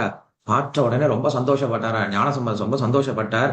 ஆழ்வீர், நீங்க தான் 4 கவி பெருமாள் அப்படின்னு சொல்லிட்டு என்ன பண்ணாரு, தன் கையில இருந்த வேலை, பார்வதி தனக்கு கொடுத்த வேலை என்ன பண்ணாரு, அந்த வேலை திருமங்கையாழ்வார் கையில கொடுத்துட்டார். இன்னைக்கு நீங்க பாத்தீங்கன்னா திருமங்கையாழ்வாரோட கையில ஒரு வேல் வச்சிட்டு இருப்பார். அந்த வேல் யார் கொடுத்த வேலா? ஞானசம்பந்தர் கொடுத்த வேலா. சோ திருமங்கையாழ்வாருடைய ஊரு திருவாலி அப்படின்ற திருநகர், திருவாலி அப்படின்ற ஊருக்கு போனீங்கன்னா இன்னைக்கும் அந்த வேலோட தான் கையில இருப்பார். அப்படி பகவான் என்ன பண்ணாரு அப்படின்னா, அப்படி அந்த ஆழ்வார் என்ன பண்ணார், அவர்கிட்ட இருந்து வேலை வாங்கிட்டார். வாங்கிட்டதுக்கு அப்புறம் திருமங்கை ஆழ்வார் என்ன பண்றாரு, புகழ்ந்து இப்ப ஞானசம்பந்தர் பாடுறார். திருமங்கை ஆழ்வார புகழ்ந்து ஞானசம்பந்தர் பாடுறார். என்ன பாடுறாரு? கடியுண்ட நெடுவாலை கரவால் தப்ப கைக்குள் அடங்காமல் விசும்பில் பாய அடியுண்ட தெங்கின் பலத்தால் காயம் அலையுண்டு குலை சிதறும் ஆளினாடா படியுண்ட பெருமானை படித்து பாடி பதம் பெற்ற பெருமாளே கவியன் பெற்று கொடியென்று நின் பவனிக்கெதிரே சென்று விட்டால் உயிரென்று கொண்டே வந்தாலோ அப்படின்னு சொல்லி பாடுற. என்ன அர்த்தம் அப்படின்னா, திருமங்கை ஆழ்வாரே, நீங்க வெறும் பொருட்களை மட்டும் திருடல, என்ன பண்றீங்க, பகவானை பற்றி பாடுறதுனால எங்க இதயத்தெல்லாம் திருடுறீங்க. திருமங்கையாளர் நமக்கு தெரியும், அவர் வந்து கல்லர் அப்படின்னு நமக்கு தெரியும். அவர் என்ன பண்ணார், நிறைய தங்கத்தை எல்லாம் திருடிட்டு வந்து பெருமாளுக்காக மதில் சுவர்லாம் எழுப்பினார், கோயில்லாம் கட்டினார், நிறைய சேவைலாம் பண்ணான்னு தெரியும். அது திருஞான சம்பந்தர் அப்படி சுட்டி காட்டுறார். நீங்க வெறும் பொருட்களை மட்டும், தங்கத்தை மட்டும் திருடல, நீங்க பகவானை பற்றி பாடுறதுனால எங்களுடைய இதயத்தை எல்லாம் திருட்டிடுறீங்க அப்படின்னு சொல்லிட்டு திருமங்கை ஆழ்வாரை புகழ்ந்து ஞான சம்பந்தரை பாடுறார். அதன் பிறகு ஞான சம்பந்தரை மறுபடியும் புகழ்ந்து திருமங்கை ஆழ்வாரும் ஒரு செயல பாடுறார். அதுல திருமங்கை ஆழ்வார் சொல்றாரு, என்னுடைய பெண்ணுக்கு, திருமங்கையாருடைய பெண்ணுக்கு அவர் சொல்றாரு, சந்திரன் வந்து சுட ஆரம்பிச்சிடுதான். ஏன் அப்படின்னா, நீங்க பாடக்கூடிய செயல்ல இருக்கக்கூடிய அர்த்தத்தை கேட்டு இரவு நேரத்துல பகவான் மேல இருக்கக்கூடிய காதல்னால தூக்கம் வராம சந்திரன் கூட தக தக தகன்ட்டு என்னுடைய பெண்ணுக்கு சுட ஆரம்பிச்சிடுது அப்படின்னு சொல்லிட்டு அவரை புகழ்ந்து பேசுறார். இப்படி ஒருத்தர் புகழ்ந்து பேசிக்கிறார். ம். பேசினதுக்கு அப்புறம் அந்த ஞானசம்பந்தர் கேட்கிறாரு திருமங்கை ஆழ்வார் கிட்ட, நான் பிராமண குலத்துல பிறந்தேன், எனக்கு வேத அர்த்தங்கள் தெரியும். ஆனா நீங்களோ ஒரு வேளாளர் குடும்பத்துல பிறந்தீங்க, உங்களுக்கு எப்படி இவ்வளவு வேத அர்த்தங்கள் தெரியும் அப்படின்னு சொல்லிட்டு கேட்கிறார். அதற்கு திருமங்கை ஆழ்வார் சொல்றாரு, உண்மையில நான் எதுவும் பெருசா படிக்கல, எனக்கு வேத அர்த்தங்கள்லாம் தெரியாது. ஆனா பகவான் தான் என்ன பண்றாரு, என்னுடைய இதயத்துக்குள்ள இருந்து வேத அர்த்தங்களை எனக்கு சொல்லி கொடுத்துட்டு இருக்கார் அப்படின்னு சொல்லி சொல்றார். அப்படி வேதத்தினுடைய ஆள் பொருளை தானே குருவாக இருந்து அந்த அடியவர்களுக்கு வழங்குறதுனால பகவானுக்கே பெயர் என்ன அப்படின்னா வேதஹா பேர் கொடுத்திருக்காரு. பகவான் வெறும் வேதத்தை மட்டும் கொடுக்கல, அந்த வேதத்தை புரிந்து கொள்ளக்கூடிய ஞானத்தை கொடுத்து, அந்த வேதத்தை புரிஞ்சுக்கிட்டா மட்டும் பார்த்தா, அந்த வேதத்தை சொல்லி கொடுத்தனுமே, மத்தவங்களுக்கு சொல்லி கொடுக்கணுமே, மத்தவங்களுக்கு புரியற மாதிரி சொல்லி கொடுக்கணுமே, அது பெரிய விஷயம். அந்த ஞானத்தை பகவான் தான் கொடுக்குறாரு. இன்னொரு விஷயம் என்ன தெரியுமா, இந்த வேதத்தை ஃபர்ஸ்ட் படிக்கிறது ஒண்ணு, சொல்லி கொடுக்கறது ஒண்ணு, மூணாவது ரொம்ப முக்கியம். என்னது, சொல்லி கொடுத்த விஷயத்த ஃபாலோ பண்ண வைக்கிறது ஒண்ணு. இதுதானே பெரிய கஷ்டம் இன்னைக்கு. இன்னைக்கு நிறைய பேரு வேதம் படிச்சவங்க, சாஸ்திரம் படிச்சவங்க இருக்காங்க. அவங்க யாருக்கும் சொல்லிக் கொடுக்க மாட்டாங்க. அவங்களால ஒரு பிரயோஜனம் கிடையாது. ஒரு பிரயோஜனம் இருக்கு. என்ன பிரயோஜனம்? வேதத்தை அவங்களால என்ன பண்ண முடியும்? குறைஞ்சபட்சம் அவங்க வேதத்தை பாதுகாத்துட்டு வராங்க. அந்த ஒரு பிரயோஜனம் இருக்கு. 2வது பட்சம், வேதத்தை தான் படிக்கிறாங்க, மத்தவங்களுக்கும் சொல்லி கொடுக்குறாங்க. இதனால என்ன ஆகுது? வேத கலாச்சாரம் அப்படிங்கிறது பரவ ஆரம்பிக்குது. இது அடுத்த நிலை. 3வது நிலை என்ன தெரியுமா? அந்த சொல்லி கொடுத்த வேதத்தை தானும் பின்பற்றுவாங்க, மற்றவர்களையும் பின்பற்ற வைப்பாங்க. ஒரு ஞானம் எப்ப முதிர்ச்சி அடையும், ஒரு ஞானம் எப்ப உபயோகப்படும் அப்படின்னா, அது வெறும் புஸ்தகத்துல இருந்தா உபயோகப்படாது. அதை எப்ப நம்ம வாழ்க்கை முறையில வந்து கடைபிடிக்கிறோமோ அப்பதான் உபயோகப்படும். இல்லைன்னா அந்த ஞானம் கொஞ்சம் கொஞ்சமா அழிஞ்சு போயிடும். இன்னைக்கு நிறைய ரூல்ஸ் அண்ட் ரெகுலேஷன்ஸ் நம்ம வேத ஞானத்துல கிடையாது. சனாதன தர்மத்துல விட்டு போயிடுச்சு. என்ன காரணம்? ஏன்னா அதோட அர்த்தம் தெரியாதனால கொஞ்சம் கொஞ்சமா விட்டுட்டோம். இப்ப கல்யாணம் அப்படின்னு வந்துட்டாவே அன்னைக்கெல்லாம் 3 நாள் சடங்கு இருக்கும். 3 நாள் பெரிய நிறைய சம்ஸ்காரங்கள்லாம் பண்ணுவாங்க. இன்னைக்கு எல்லாத்தையும் சுருக்கி 3 மணி நேரம். வராங்க, பாக்குறாங்க, அக்ஷதைய போடுறாங்க, சாப்பிடுறாங்க, போயிட்டே இருக்காங்க. 3 மணி நேரம். வேற வழி இல்ல. காரணம் என்னது? கொஞ்சம் கொஞ்சமா குறைச்சிட்டோம். என்ன ரீசன்? ஒரு ரீசன், நமக்கு அவன அர்த்தம் புரியாதனால இதெல்லாம் எதுக்கு பண்ணிக்கிட்டு அப்படியே கொஞ்சம் கொஞ்சமா குறைச்சிட்டு வந்துட்டோம். அதனால வேதத்தை படிக்கிறது முக்கியம், அதை சொல்லிக் கொடுக்கறது முக்கியம், அதை பிராக்டிக்கல் லைஃப்ல கொண்டு வரது இன்னும் முக்கியம். அதனாலதான் ஸ்ரீல பிரபுபாதர் வந்து ஜெயிச்சார். ஸ்ரீல பிரபுபாதர் ஜெயிச்சதுக்கு என்ன தெரியுமா காரணம்? அவர் வெறும் வேதத்தை மட்டும் படிச்சவரா இல்ல, அந்த வேதத்தை வெறுமனே சொல்லி மட்டும் கொடுக்கல, ஏதோ உபன்யாசம் மட்டும் பண்ணிட்டு போல. உபன்யாசம் பண்ண பின்னாடி அந்த கேட்ட நபர்கள் வேதத்தை கரெக்டா கடைபிடிக்கிறாங்களா அப்படின்னு என்ன பண்ணாரு? ஃபாலோ பண்ணாரு. அதை சரியா சொல்லி கொடுக்கறதுக்கான வழிமுறையை கொடுத்தார். அதனால நீ பிரபுபாதர் வந்து உலகம் முழுவதும் பரப்பி இருக்காரு. உலகத்தில் நிறைய பேர் அதை ஃபாலோ பண்றாங்க. ஏன்னா வேதத்துல நிறைய இன்ஸ்ட்ரக்ஷன்ஸ் இருக்கு. எதை ஃபாலோ பண்ணணும்னு நமக்கு தெரியாது. என்ன பண்ணும்? சரி, வேதத்தை படிச்சு என்ன பண்ணும்? அடுத்து என்ன பண்ணும்? பக்தி பண்ணும். பக்தினா என்னது? பக்தி எப்படி பண்றது? எப்படிப்பா பக்தி பண்றது? நான் என் இஷ்டத்து பிரகாரம் எந்திரிச்சு நான் ஏதோ அகர்பத்தியோ இல்ல தீபமோ தூபமா கண்ணது பக்தி ஆயிடுமா? மக்களுக்கு புரியறது கிடையாது. இல்ல கோயில் கோயிலா போயிட்டு பக்தி ஆயிடுமா? எது பக்தி அப்படின்னு கேட்கும்போது ஒரு சிஸ்டம் கொடுத்தாரு. ஸ்ரவணம், கீர்த்தனம், விஷ்ணு ஸ்மரணம், பாத சேவனம், அர்ச்சனம், வந்தனம், தாசியம், சக்கியம், ஆத்ம நிவேதனம் அப்படின்னு சொல்லிட்டு பிரகலாதன் எப்படி ஒரு லிஸ்ட் கொடுத்திருக்காரோ, ஒரு சிஸ்டமேட்டிக்கா சிஸ்டம் பண்ணி கொடுத்தாரு. பக்தி பண்றதுக்கு சிஸ்டம் பண்ணி கொடுத்தாரு. பிரபுபாத் என்ன பண்ணாரு? காலையில சீக்கிரமா எந்திரிச்சிடுங்க, 4:30 மணிக்கு மங்கள ஆரத்தியை அட்டன் பண்ணுங்க. அதன் பிறகு உட்காந்து எல்லாரும் ஹரே கிருஷ்ண மந்திரம் ஜபம் பண்ணுங்க. அதன் பிறகு பகவானை தரிசனம் பண்ணுங்க. தரிசனாரத்தின்னு இருக்கும், ஸ்ருங்கார ஆரத்தி, அதை பாருங்க. அதன் பிறகு குரு பூஜையில அட்டன் பண்ணுங்க, குருவை நமஸ்காரம் பண்ணுங்க. அதன் பிறகு ஸ்ரீமத் பாகவதம் கேளுங்க. அதன் பிறகு பிரசாதம் பகவானுக்கு நைவேத்தியம் பண்ணிட்டு பிரசாதம் சாப்பிடுங்க. அதன் பிறகு உங்களுடைய ஒர்க்குக்கு போங்க. நீங்க என்ன வேலை பண்றீங்களோ அந்த வேலைய 3 விதமான புத்தியோட வேலை பண்ணுங்க. செய்பவன் நான் அல்ல, என்னுடைய வேலை கிடையாது, என்னுடைய பலன் எனக்கு கிடையாது அப்படின்ற இந்த 3 புத்தியோட நீங்க உங்களுடைய வேலைய பண்ண ஆரம்பிங்க. வரக்கூடிய பலனை பகவானுக்கு குடுக்க ஆரம்பிங்க. மறுபடியும் சாயந்தரம் வாங்க. சாயந்தரம் மறுபடியும் போய் பகவான கோயில்ல பாருங்க. பகவத்கீதைய படிங்க. இரவு நேரத்துல உட்கார்ந்து ஃபேமிலியோட என்ன பண்ணுங்க? கிருஷ்ணருடைய கதைகள் சொல்லக்கூடிய கிருஷ்ணா புக்க படிங்க. அமைதியா தூங்க போங்க. வாரத்துல 1 நாள் உங்களுக்கு லீவு கிடைக்குதா? பக்கத்துல இருக்கக்கூடிய இஸ்கான் டெம்பிள்க்கு போங்க. காலையில இருந்து சாயந்தரம் வரைக்கும் அங்க ப்ரோகிராம் இருக்கும். அட்டெண்ட் பண்ணுங்க. சின்ன சின்ன சேவை பண்ணுங்க. உங்களால என்ன சேவை பண்ண முடியுமோ, கண்டிப்பா அந்த சேவையில பகவானுக்கு செய்யுங்க. உடலால செய்ய முடியுமா? சேவை பண்ணுங்க. மனசால சேவை முடியுமா? செய்யுங்க. வார்த்தையால சேவை பண்ண முடியுமா? சேவை பண்ணுங்க. இல்ல பொருளால சேவை பண்ண முடியுமா? பொருளால சேவை பண்ணுங்க. இப்படி எல்லா வகையிலும் என்ன பண்ணுங்க? பகவானுக்கு ஏதாவது ஒரு வகையில சேவையில ஈடுபடுங்க. பக்தருடைய சங்கத்திலே இருங்க. வருஷத்துக்கு ஒரு முறையாவது பகவான போய் தரிசனம், அதாவது திவ்ய திவ்ய தாமங்களுக்கு போயிட்டு வாங்க. மாயாபூரோ, பிருந்தாவனோ, ஜெகநாதபுரியோ, துவாரகையோ, இந்த மாதிரி அயோத்தியாவோ, இந்த மாதிரி யாத்திரைக்கு போயிட்டு வாங்க. பக்தர்களுடைய சங்கத்திலே இருங்க. தினமும் ஹரே கிருஷ்ண மந்திரம் சொல்லுங்க. சிஸ்டம் பண்ணி கொடுத்தார். சிஸ்டம் பண்ணி கொடுத்ததுனால என்ன ஆனது அப்படின்னா, ரொம்ப ஈஸியா மக்கள் உள்ள வந்துட்டாங்க. அத ஃபாலோ பண்றாங்க. ஃபாலோ பண்றதால உங்களுக்கு ரிசல்ட் கிடைக்குது. இன்னும் நெறைய பேர் அத ஃபாலோ பண்ண ஆரம்பிக்கிறாங்க. ஸோ அதனால நாம என்ன பண்ணோம் அப்படின்னா, பகவான் வேத ஸ்வரூபனாக இருந்து, வேதத்தை மற்றவங்களுக்கு எப்படி சொல்லிக் கொடுக்கிறாரோ, அதே போல நம்முடைய மிக முக்கியமான கடமை இது. ரீசென்ட்டா நம்ம என்ன பண்ணோம்னா, எல்லாரும் இப்ப கௌர பூர்ணிமா செலிப்ரேட் பண்ணோம். சைத்தன்ய மகாபிரபுடைய தோன்றிய நாள்ல எல்லாரும் செலிப்ரேட் பண்ணோம். ஸ்ரீ சைத்தன்ய மகாபிரபு சாக்ஷாத் கிருஷ்ணனுடைய அவதாரம் தான். அந்த கிருஷ்ணர் பொதுவா நம்மகிட்ட எதையும் கேட்க மாட்டார். கிருஷ்ணர் என்ன கேட்பாரு? ஒரு பூவோ, பழமோ, இலையோ, காயோ குடுறான்னு கேட்பாரு. இல்ல சரணாகதி பண்ணுன்னு கேட்பாரு. நம்ம என்ன பண்றோம்? சரணாகதி, சரணாகதின்னு சொல்லிடுறோம். பகவானே நான் உங்ககிட்ட சரணாகதி பண்ணிட்டேன் அப்படின்னு சொல்லிடுறோம். சொல்லிட்டு நம்ம வேலையை பார்த்துட்டு இருக்கோம். நம்ம பண்ண நம்ம குடும்பத்தை வேலையை பார்த்துட்டு இருக்கோம். பகவான் நினைக்கிறாரு, ஒருவேளை உங்களுக்கு சரணாகத்தின்னா என்ன அர்த்தம் புரியலையோ? ம். ஏன்னா சரணாகத்தின்னா என்னது? அதுக்கப்புறம் அவனுக்கு சுதந்திரம் ஒண்ணும் கிடையாது.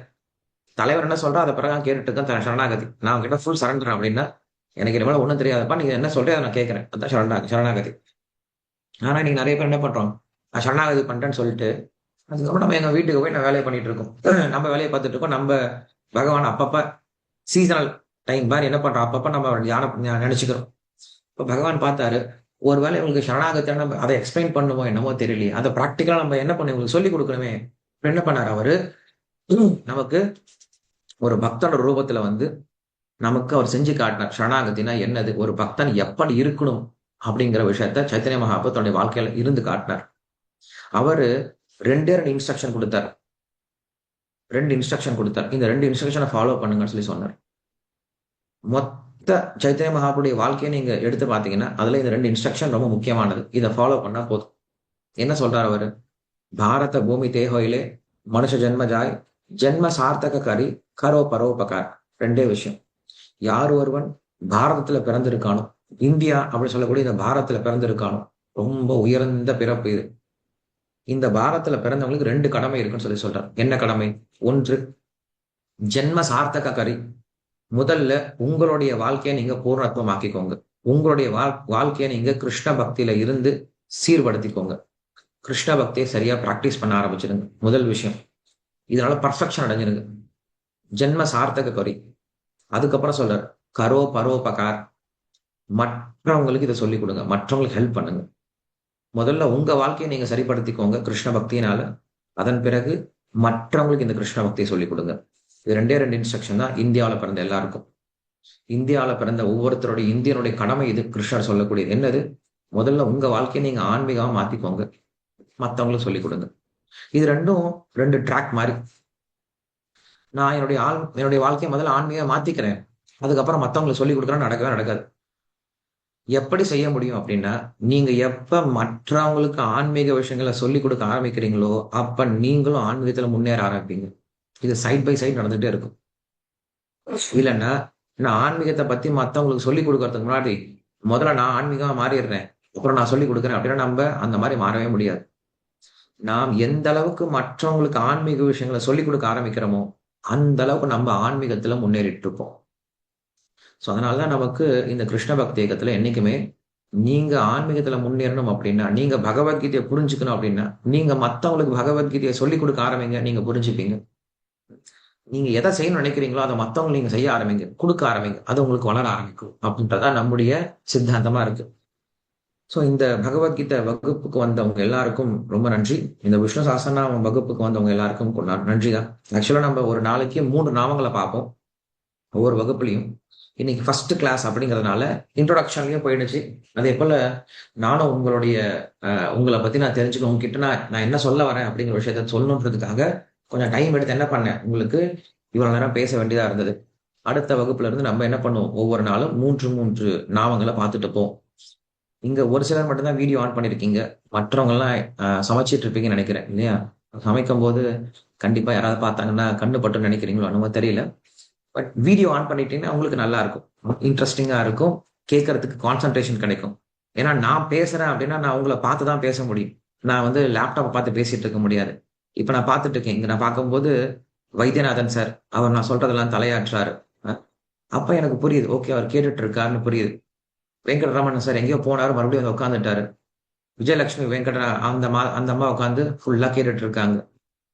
கரிய பெருமாள் சார் வந்து ஆகாசத்துல உட்கார்ந்துட்டு இருந்தாலும், அவர் வந்து ரொம்ப சீரியஸா கேட்டுட்டு இருக்காரு. என்னவோ சொல்றாங்க அப்படின்ட்டு.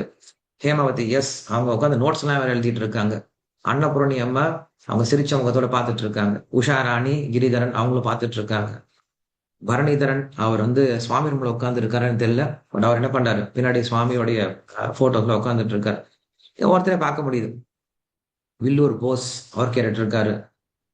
ஸோ அதே போல ஷென்பக வடிவு அந்த அம்மா கேட்டுருக்காங்க. இவங்களும் நான் முன்னாடியே பார்த்துருக்கேன். ஸோ இவங்களாம் வந்து பார்க்கும்போது உஷா பி அவங்களும் என்ன பண்றாங்க, கிளாஸ் கேட்கும்போது அவங்களும் தலையாட்டுவாங்க, சிரிப்பாங்க, அப்பப்போ எட்டி எட்டி பார்ப்பாங்க. ஏதோ புதுசா சொல்றாரு எட்டி பார்ப்பாங்க. ஸோ இந்த மாதிரி உங்களுடைய முகத்துடைய ரியாக்ஷன் பார்க்கும்போது எனக்கு என்ன வரும் அப்படின்னா, சரி இவங்களுக்கு இன்னும் சொல்லிக் கொடுக்கலாம் அப்படின்னு சொல்லி தோணும்.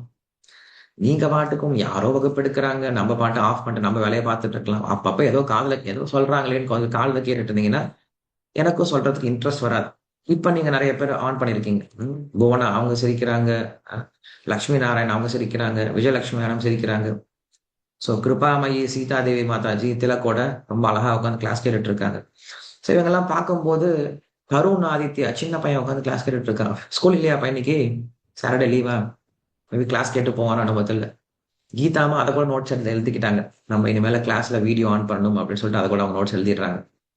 சோ இப்படி என்ன பண்றோம் அப்படின்னா நம்ம எல்லாருமே இந்த மாதிரி நீங்க வந்தீங்கன்னா நான் உங்களை பார்க்கும்போது எனக்கும் கிளாஸ் எடுக்கிறதுக்கு இன்ட்ரெஸ்ட் இருக்கும். ஆனா முடிஞ்சா என்ன பண்ணுங்க, எல்லாரும் வீடியோ ஆன் பண்ணி வச்சுக்கோங்க. சோ இந்த விஷ்ணு சஹஸ்ரநாமத்தை நம்ம என்ன பண்ணலாம், ரொம்ப நல்லா கத்துக்கலாம். நீங்க இத பத்தி முன்னாடியே தெரிஞ்சுக்கணும் அப்படின்னா என்னுடைய யூடியூப் சேனல்ல நம்ம இத பத்தி பேசுனது எல்லாமே அப்லோட் பண்ணிட்டு தான் இருக்கும். நீங்க என்ன பண்ணலாம், என்னுடைய பேர் எழுதியிருக்கு இல்லையா, வம்சி தாரிதாசா பிவிகேஸ் எழுதியிருக்கு இல்ல, இதுதான் என்னுடைய சேனலுடைய பேரும். நீங்க அதுல போய் பாத்தீங்க அப்படின்னா பிளேலிஸ்ட்ல இதற்கு முன்னாடி நம்ம என்னெல்லாம் கிளாஸ் கொடுத்துருக்கோமோ அதெல்லாமே அங்க அப்லோட் பண்ணியிருக்கோம். அதை நீங்க பாத்தீங்கன்னா உங்களுக்கு பழைய கிளாஸ் எல்லாமே நீங்க ஓரளவுக்கு ஆஹ், தெரிஞ்சுக்கலாம். அதுக்கப்புறம் நீங்க புது கிளாஸ்ல என்ன பண்ணலாம், இது வந்து கத்துக்கிறது ரொம்ப ஈஸியா இருக்கும். ஸோ இங்க 3 பேர் ஹேண்ட் ரைஸ் பண்ணியிருக்காங்க. நாங்கள் அன்மியூட் பண்ற ஒவ்வொருத்தரா கொஸ்டின்ஸ் இருந்தா கேட்கலாம். நீலகண்டன். ஹரே கிருஷ்ணா பிரபு. ஹரே இப்போ கிருஷ்ணன். நீங்க சொன்னீங்க இந்த ஹரே கிருஷ்ணா. இப்போ நீங்க யாரு சொன்னீங்க இந்த பேசுறீங்க? அன்மியூட் பண்ணது யாருன்னு தெரியல எனக்கு. யார் பேசுறீங்க? நீலகண்டன். நீலகண்டன் சார். ஓகே சொல்லுங்க. பிரபு, இப்போ இயர்லி ஒன்ஸ் இந்த யாத்திரை போகணும் அப்படின்னு சொன்னீங்க. இப்போ குலதெய்வ கோயில் போறதும் யாத்திரை கணக்குல வருமா பிரபு? Yearly once. குலதெய்வம் அப்படிங்கிறது அது நம்முடைய கடமை. அது நீங்க மாசத்துக்கு ஒரு முறையோ வாரத்துக்கு ஒரு முறையோ உங்க எப்பெல்லாம் டைம் இருக்கோ அதுக்கு போயிட்டு வரலாம். யாத்திரை அப்படிங்கிறது பகவானுடைய வாசஸ்தலம். மாயாப்பூர் நான் சொன்னேன் இல்லையா, பகவான் சுயம்புவா தோன்றுறார். தோன்றிய இடம் தான் நம்ம என்ன சொல்றோம், யாத்திரைன்னு சொல்லி சொல்றோம், தாமங்கள்னு சொல்லி சொல்றோம்.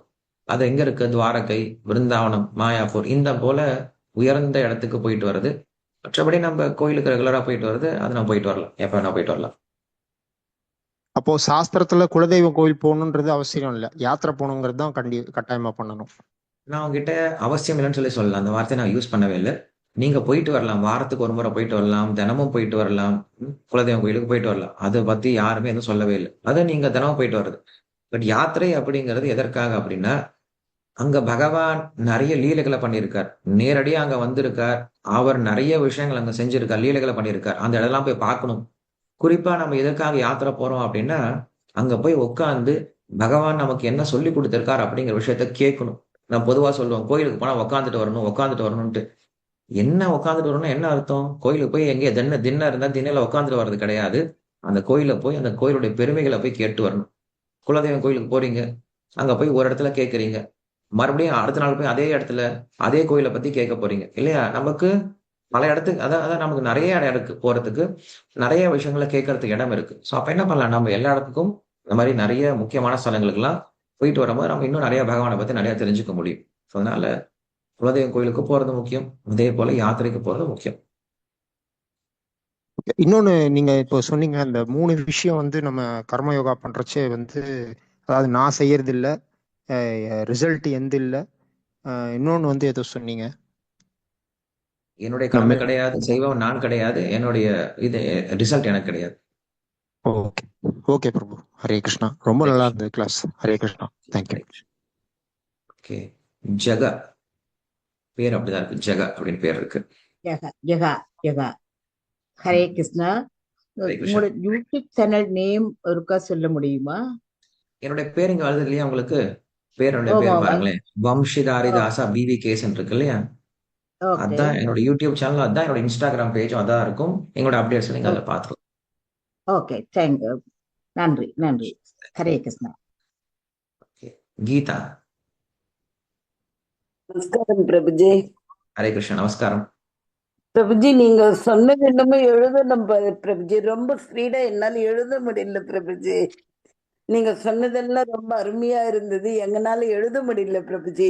நீங்க கொஞ்சம் ஸ்லேடு பட்டீங்கன்னா நாங்க இது எடுத்துப்போம் பிரபுஜி, ஸ்கிரீன்ஷாட் எடுத்துப்போம் பிரபுஜி. அது எங்களுக்கு ரொம்ப யூஸ் இதுதான் ஆகும். இது வந்து என்கிட்ட இருக்கக்கூடிய விஷயம் என்னன்னா, நான் என்னைக்குமே பிபிடி எல்லாம் பண்ண மாட்டேன். எனக்கு பவர் பாயிண்ட் பிரசன்டேஷன்லாம் நான் செஞ்சது கிடையாது. என்ன காரணம்னா, நம்ம ஒரு சில கருத்துக்களை சொன்னா பிபிடி மாதிரி பண்ணலாம். நம்ம நிறைய விஷயங்களை பேசுறோம் இல்லையா? அதனால நான் சொல்லக்கூடிய ஃப்ளோல வந்து அவ்வளவு பிபிடி எல்லாம் பண்ண முடியாது. இதெல்லாம் ரெக்கார்டிங்ஸ் இருக்கு. எல்லாமே ரெக்கார்டிங் நம்ம யூடியூப் சேனல்ல இருக்கு. நீங்க என்ன பண்ணலாம்? பொறுமையா உட்காந்து அதுக்கப்புறம் கேட்டு நோட்ஸ் எழுதிக்கலாம். நோட்ஸ் எடுக்கிறத காட்டிலும் நீங்க இதை ஞாபகம் வச்சுக்கிட்டீங்கன்னா போதும். ஞாபகம் வச்சுக்கிறத காட்டிலும் இதை அப்ளை பண்ணா அதை விட பெட்டர். ஸோ இன்னைக்கு சொன்ன விஷயத்துல ஒரே ஒரு முக்கியமான விஷயம் என்னது? சாஸ்திரத்தை படிக்கணும், அதை மத்தவங்களுக்கு சொல்லிக் கொடுக்கணும். அதான் ரொம்ப முக்கியமான விஷயம். ஆமா அதை நீங்க பிரபுஜி, ப்ராக்டிஸ் பண்ண படிக்கணும், முயற்சி பண்ணுங்க. தெரிஞ்சவங்களுக்கு சொல்லணும். அவ்வளவுதான். Hare Krishna. Thank you. Thank you. Venkataramanan sir. நமஸ்காரம் பிரபு. ஹரே ஹரே கிருஷ்ணா. கிருஷ்ணா. என்னோட ஒரு சின்ன வேண்டுகோள், எனக்கு தோணுனது சொல்றேன். Sorry, pardon me if I have exceeded my limits. என்ன அப்படின்னா, இப்போ நீங்க சொல்ற ஒவ்வொரு விஷயத்துலயும் நிறைய கருத்துக்கள் சொல்றீங்க, நிறைய விஷயங்கள் சொல்றீங்க. இதுல வந்து அப்பப்போ மனசுல பதியும், ஆனா அது போயிடும். அதனால ஒரு இன்ட்ரெஸ்டிங்கா பண்றதுக்கு, ஒரு டீப்பர் அண்டர்ஸ்டாண்டிங் பண்றதுக்கு ஒரு குவிஸ் கான்டெஸ்ட் மாதிரி கூட நீங்க ஸ்டார்ட் பண்ணலாம் ஒவ்வொரு ஸ்லோகத்துக்கும். இப்போ நம்ம பாலபிரபு வந்து பகவத்கீதையோட ஒரு ஒரு ஸ்லோகத்துக்கு ஒரு குவிஸ், டெய்லி குவிஸ் பண்ண ஆரம்பிச்சிருக்காரு. ஸோ அது போல நீங்களும் விஷ்ணு சாஸ்திரநாமத்துக்கு எக்ஸ்க்ளூசிவா ஒரு குவிஸ் ஸ்டார்ட் பண்ணீங்கன்னா எல்லாரும் பார்ட்டிசிபேஷன் நிறைய இருக்கும். அதே சமயத்துல அதை அண்டர்ஸ்டாண்ட் பண்ணிக்கிறதுக்கு, ஒவ்வொரு ஸ்லோகத்தையும் டீப்பர் மீனிங் அண்டர்ஸ்டாண்ட் பண்ணிக்கிறதுக்கும் ஒரு ஒரு சேனல் எனக்கு வாலண்டியர்ஸ் வேணும். எனக்கு குவிஸ் ப்ரோக்ராம் பண்றது இன்ட்ரெஸ்ட் தான். பட் நான் ஒருத்தனை எல்லாம் பண்ண முடியாது. வாலண்டியர்ஸ் இருந்தீங்கன்னா என்னை கான்டாக்ட் பண்ணுங்க. Start quiz programme. Okay. Venkatraman sir first இருக்காரு. என்னுடைய நம்பர் நான் ஷேர் பண்றேன். யாருக்கு வாலண்டியர் பண்ணணும்னு நினைக்கிறீங்களோ நீங்க எனக்கு மெசேஜ் பண்ணீங்க அப்படின்னா ஸ்டார்ட் குவிஸ் ரொம்ப நல்ல விஷயம் தான். இன்னைக்கு எல்லாமே நம்மளுக்கு வந்து மெமரைஸ் பண்றது அப்படிங்கிறது இதனால தான் வரும். நான் என்னுடைய சாட்ல என்னுடைய நம்பர் போறேன். 9677914980 வந்திருக்கும் நினைக்கிறேன் உங்களுக்கு. 9677914980 என்னுடைய நம்பர். மெசேஜ் பண்ணுங்க, கண்டிப்பா ஸ்டார்ட் பண்ணலாம். Thank you sir. Thank you. Hare Krishna. Hare Krishna. Okay, then we have Bhuvana. Hare Krishna Prabhuji. Hare Krishna. Prabhuji, நீங்க அஷ்டம் அண்ட் சாஸ்திரம் ஒண்ணு சொன்னேன்ல, அஷ்டம் அண்ட் சாஸ்திரம் சொல்லிட்டு சொன்னேன்ல ஒண்ணு. அஸ்திர சஸ்திரம், அஸ்திரம் சஸ்திரம். அது வந்து இந்த அஷ்டசாஸ்திரம்னு ஒண்ணு இருக்கு, அதுல ஏதாவது லிங்க் ஆகுமா? எப்படி இருக்கு அர்த்த சாஸ்திரம் அப்படிங்கிறது வேற. அர்த்த சாஸ்திரம் அப்படிங்கிறது நம்மளுக்கு எப்படி தனம் சம்பாதிக்கணும் அப்படின்னு சொல்லக்கூடிய சாஸ்திரம். இது அஸ்திர சஸ்திரங்கள் அப்படின்ட்டு இருக்கு. ஓ, டூ டிஃபரெண்ட் திங்ஸ். ஓகே, நான் சேமோன்னு நினைச்சிருந்தேன். Okay okay. அஸ்திரம் அப்படின்னா பிரம்மாஸ்திரம், இந்த மாதிரி அஸ்திரங்கள், வெப்பன். ஓகே. சஸ்திரம் அப்படிங்கிறது it's like a weapon, but not for hurting, but to correct. ம். நான் சொன்னேன் இல்லையா, கரெக்ட். டீச்சர் கையில இருக்கக்கூடிய குச்சி மாதிரி. அது ஓகே. ஹர்ட் பண்றதுக்கு தான் கிடையாது. ஜஸ்ட் பயம் காட்டு, ஏய் ஏய் அப்படின்னு சொல்லி நம்மள ரெகுலேட் பண்றது. அது போல ஓ சாஸ்திரம் என்ன பண்ணுது, it is regulating us. Once if you are not regulated, then you have then you have punishments. Okay. Okay. Okay Prabhuji. Hare Krishna. Thank you.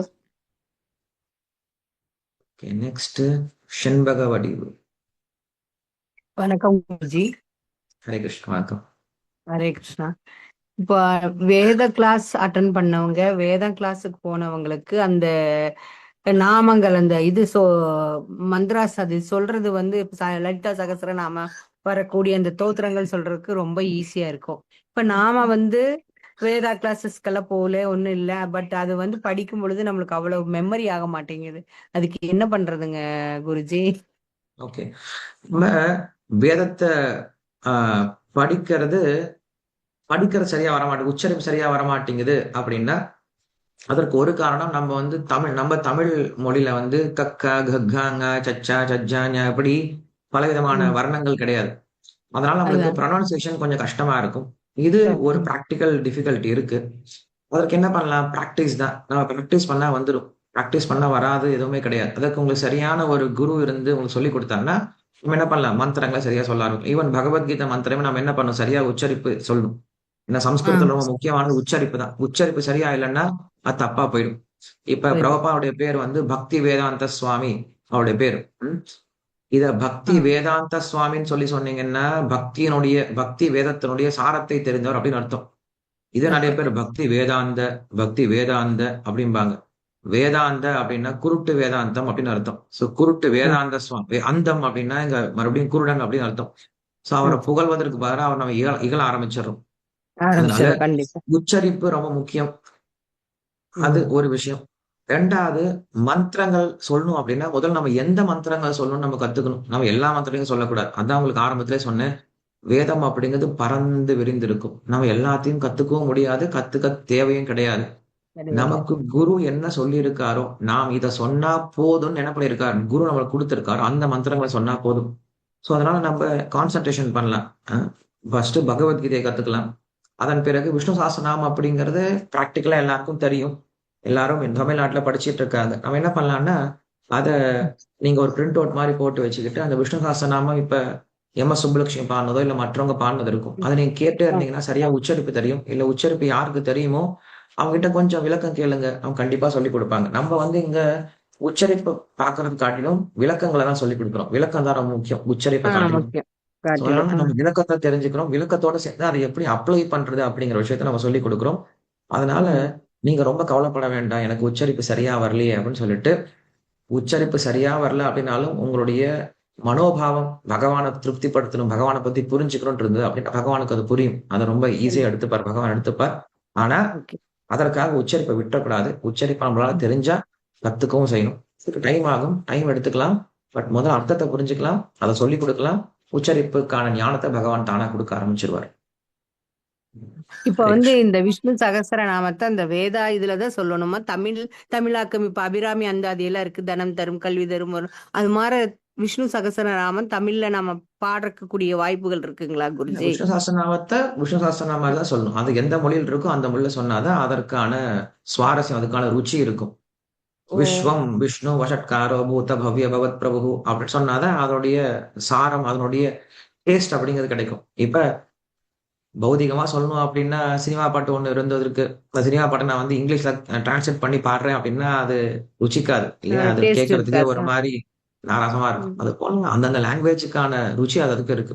தமிழ்ல நிறைய நல்ல நல்ல பாடல்கள் இருக்கு. அது தமிழ்ல பாடாத நல்லா இருக்கும். குறையொன்றும் இல்லை மலைமூர்த்தி கண்ணா அந்த பாடல் இருக்கு. அதை நான் இங்கிலீஷ்ல டிரான்ஸ்லேட் பண்ணி பாட ஆரம்பிச்சேன் அப்படின்னா கேட்கவே ஒரு மாதிரி இருக்கும். ஸோ அதனால அந்தந்த லாங்குவேஜ்க்கான சுவை ரசம் அந்தந்த லாங்குவேஜ்ல கிடைக்கும்.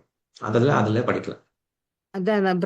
புளியோதரை மாதிரிதான் பண்ணும். புளியோதரையை நான் வந்து பிரியாணி மாதிரி பண்றேன்னு சொல்லி பண்ண ஆரம்பிச்சா அது நல்லா இருக்கு. அதை கேட்கலாம். சரி, நான் அடுத்த கொஸ்டின் போறேன். Okay, doctor M Ravikumar. Hare Krishna Guruji. பிரம்மாண்டம். உங்க வயசு என்னுடைய கணக்குப்படி ஒரு 30 வயசு தான் இருக்கும்னு நான் நினைக்கிறேன். கரெக்டா குருஜி? நீங்க எனக்காக குறைச்சு சொல்றீங்க. எனக்கு 38 ஆயிடுச்சு. இல்ல குருஜி, அதாவது இந்த வயசுல முதல்ல பாராட்டிடுறேன். எத்தனையோ ஆயிரக்கணக்கான பேஷண்ட்ஸ் பார்த்துட்டு இருக்கேன். இந்த சின்ன வயசுல இவ்வளவு கத்துக்கிறீங்கன்னா எங்க கத்துக்கிட்டீங்க? எங்க குருகுலம் தெரிஞ்சுக்கலாமா?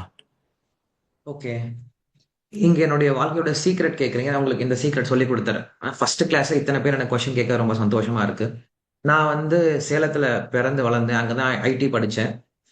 அது படிச்சதுக்கு அப்புறம் எனக்கு வந்து 12வது படிக்கும் போதே எனக்கு இந்த ஸ்பிரிச்சுவல் விஷயத்துல இன்ட்ரெஸ்ட். நாங்க வந்து ஆக்சுவலா சைவைட்ஸ், லிங்காயத்னு சொல்லி சொல்லுவாங்க. தினமும் பெரிய பட்டை வச்சுட்டு கழுத்துல ஆத்மலிங்கம் வச்சுட்டு இருப்போம். தினமும் லிங்க பூஜை பண்ணுவோம். காலையில சாயந்தரம் லிங்க பூஜை பண்ணுவோம். மறுபடியும் தான் ஸ்கூலுக்கு போவோம், சாப்பிடவும் செய்வோம். அப்படி நாங்க எப்ப சிவபெருமானை நல்லா வழிபட ஆரம்பிச்சோமோ அந்த சிவன் தான் எங்களை என்ன பண்ணாரு, கொண்டு போய் கிருஷ்ணர் கிட்ட விட்டார். ஸோ நான் வந்து 11th படிச்சுட்டு இருக்கும்போது 2000 எங்க மாமா வந்தாரு. அவர் சொன்னாரு, பக்கத்துல இங்க இஸ்கான் டெம்பிள் இருக்கு, வாங்கடான்னு சொல்லி கூப்பிட்டாரு. இஸ்கான் டெம்பிள்ல நான் வந்து பெருமாள் டெம்பிள் கேள்விப்பட்டிருக்கேன், கணபதி டெம்பிள் கேள்விப்பட்டிருக்கேன், மாரியம்மன் டெம்பிள் இதனை இஸ்கான் டெம்பிள் புதுசா இருக்கேன்னு சொல்லி கேட்டேன். அது வந்து ஃபாரினர்ஸா இருப்பாங்க, வாங்கன்னு சொல்லி கூட்டிட்டு போனாரு. அங்க போனோம். ரொம்ப நல்லா இருந்துச்சு. அந்த டெம்பிளோடைய ஆம்பியன்ஸ் ரொம்ப நல்லா இருந்தது. அதுக்கப்புறம் அங்க நிறைய ஃபாரினர்ஸ் இருந்தாங்க. உட்காந்து ஹரே கிருஷ்ண மந்திரம் பாட ஆரம்பிச்சாங்க. ரொம்ப ரம்யமா இருந்தது. அதுக்கப்புறம் பகவத்கீதையில இருந்து உபன்யாசம் பண்ணாங்க. அவங்க ஃபாரினர்ஸ் உபன்யாசம் பண்ணாங்க. நம்ம ஆளுங்க உட்காந்து கேட்டுட்டு இருக்காங்க. அப்பதான் நினைச்சேன், பகவத்கீதை நம்ம படிச்சு சொல்ல வேண்டியது இவங்க சொல்லி கொடுத்துட்டு இருக்காங்க, நம்மளுக்கு யூரோப்பியன் சொல்லி கொடுத்துட்டு இருக்காங்கன்னு கேட்டேன். அதுக்கப்புறம் எல்லாரும் சேர்ந்து கீர்த்தனை பண்ணாங்க. எல்லாரும் குதின்னு குதிச்சாங்க. ரொம்ப நல்லா இருந்துச்சு. அதுக்கப்புறம் எல்லாருக்கும் உட்கார வச்சு பிரசாதம் கொடுத்தாங்க. ரொம்ப சந்தோஷமா இருந்துச்சு. மத்த இடத்துக்குலாம் போனா விபூதியே கொடுக்க மாட்டாங்க, இவங்க உட்கார வச்சு பிரசாதம் கொடுக்குறாங்க அப்படின்னு சொல்லிட்டு ஆச்சரியமா பார்த்தோம். சின்ன பசங்க நாங்க 3 பேர் போனோம். நானு, எங்க தம்பிங்க 2 பேர், 3 பேரா சேர்ந்து போனோம். அதுக்கப்புறம் அந்த ப்ரோக்ராம் முடிச்சதுக்கு அப்புறம் எங்களை கூப்பிட்டு அவங்க என்ன பண்ணாங்கன்னா, ஒரு வாழ்க்கைய டர்ன் பண்ணக்கூடிய ஒரு ஒரு விஷயத்த பண்ணிட்டாங்க. எங்களை கூப்பிட்டு சொன்னாங்க, ரொம்ப நல்லா பாடுறீங்கப்பா, நீங்க ரொம்ப நல்லா டான்ஸ் பண்றீங்கப்பா, அடுத்த வாரம் வாங்கன்னு சொல்லி சொன்னாங்க. சரின்னு சொல்லி சொன்னோம். அதுக்கப்புறம் அவங்க கை ஃபுல்லா ஒரு பெரிய பாக்ஸ் ஃபுல்லா லட்டு கொடுத்து அமைச்சாங்க. நாங்க நினைச்சோம், இனிமேல வந்தேன்னா வார வாரம் இந்த கோயிலுக்கு தான் போகணும்னு முடிவு பண்ணிட்டோம். ஏன்னா இவ்வளவு செய்யறாங்களே நமக்கு அப்படின்னு சொல்லிட்டு அந்த கோயிலுக்கு வார வாரம் போக ஆரம்பிச்சிட்டோம். இப்படிதான் எங்களுடைய இஸ்கான் வாழ்க்கை அப்படிங்கிறது ஆரம்பிச்சது. ஸோ நாங்க போன முதல் நாளே என்ன பண்ணிட்டோம் அப்படின்னா, எங்க ஃபேஸை வாஷ் பண்ணிட்டோம். ஏன்னா பட்டை போட்டு போயிருந்தாலே ஃபேஸ் வாஷ் பண்ணிட்டோம். எங்களுக்கு அவங்கள மாதிரி இருக்குன்னு ஆசை வந்துடுச்சு. நாமம் போட ஆரம்பிச்சிட்டோம். கழுத்துல துளசி மாலை போட ஆரம்பிச்சிட்டோம். கையில ஜபமாலை வாங்க ஆரம்பிச்சிட்டோம். ஜபம் பண்ண ஆரம்பிச்சிட்டோம். உடனே பகவத்கீதை வாங்கி படிக்க ஆரம்பிச்சிட்டோம். ஏன்னா அது பூர்வ ஜென்ம வாசனை. பூர்வ ஜென்மத்தில் நம்ம கிருஷ்ண பக்தி பண்ணிட்டு விட்டுருந்தோம் அப்படின்னா அது இந்த ஜென்மத்தில் என்ன ஆயிடும், கண்டினியூ ஆயிடும். அதனால எங்களுக்கு பார்த்த உடனே அது ஃபயர் ஆயிடுச்சு. உடனே எங்களுக்கு பிடிக்க ஆரம்பிச்சது. அதை ஃபாலோ பண்ணிட்டு இருந்தோம். ரொம்ப வருஷம் நான் வந்து இஸ்கான்ல தான் வந்து அங்க சேலத்துல தான் பிரச்சாரம் பண்ணிட்டு அங்கதான் நிறைய சேவையெல்லாம் பண்ணிட்டு இருந்தேன்.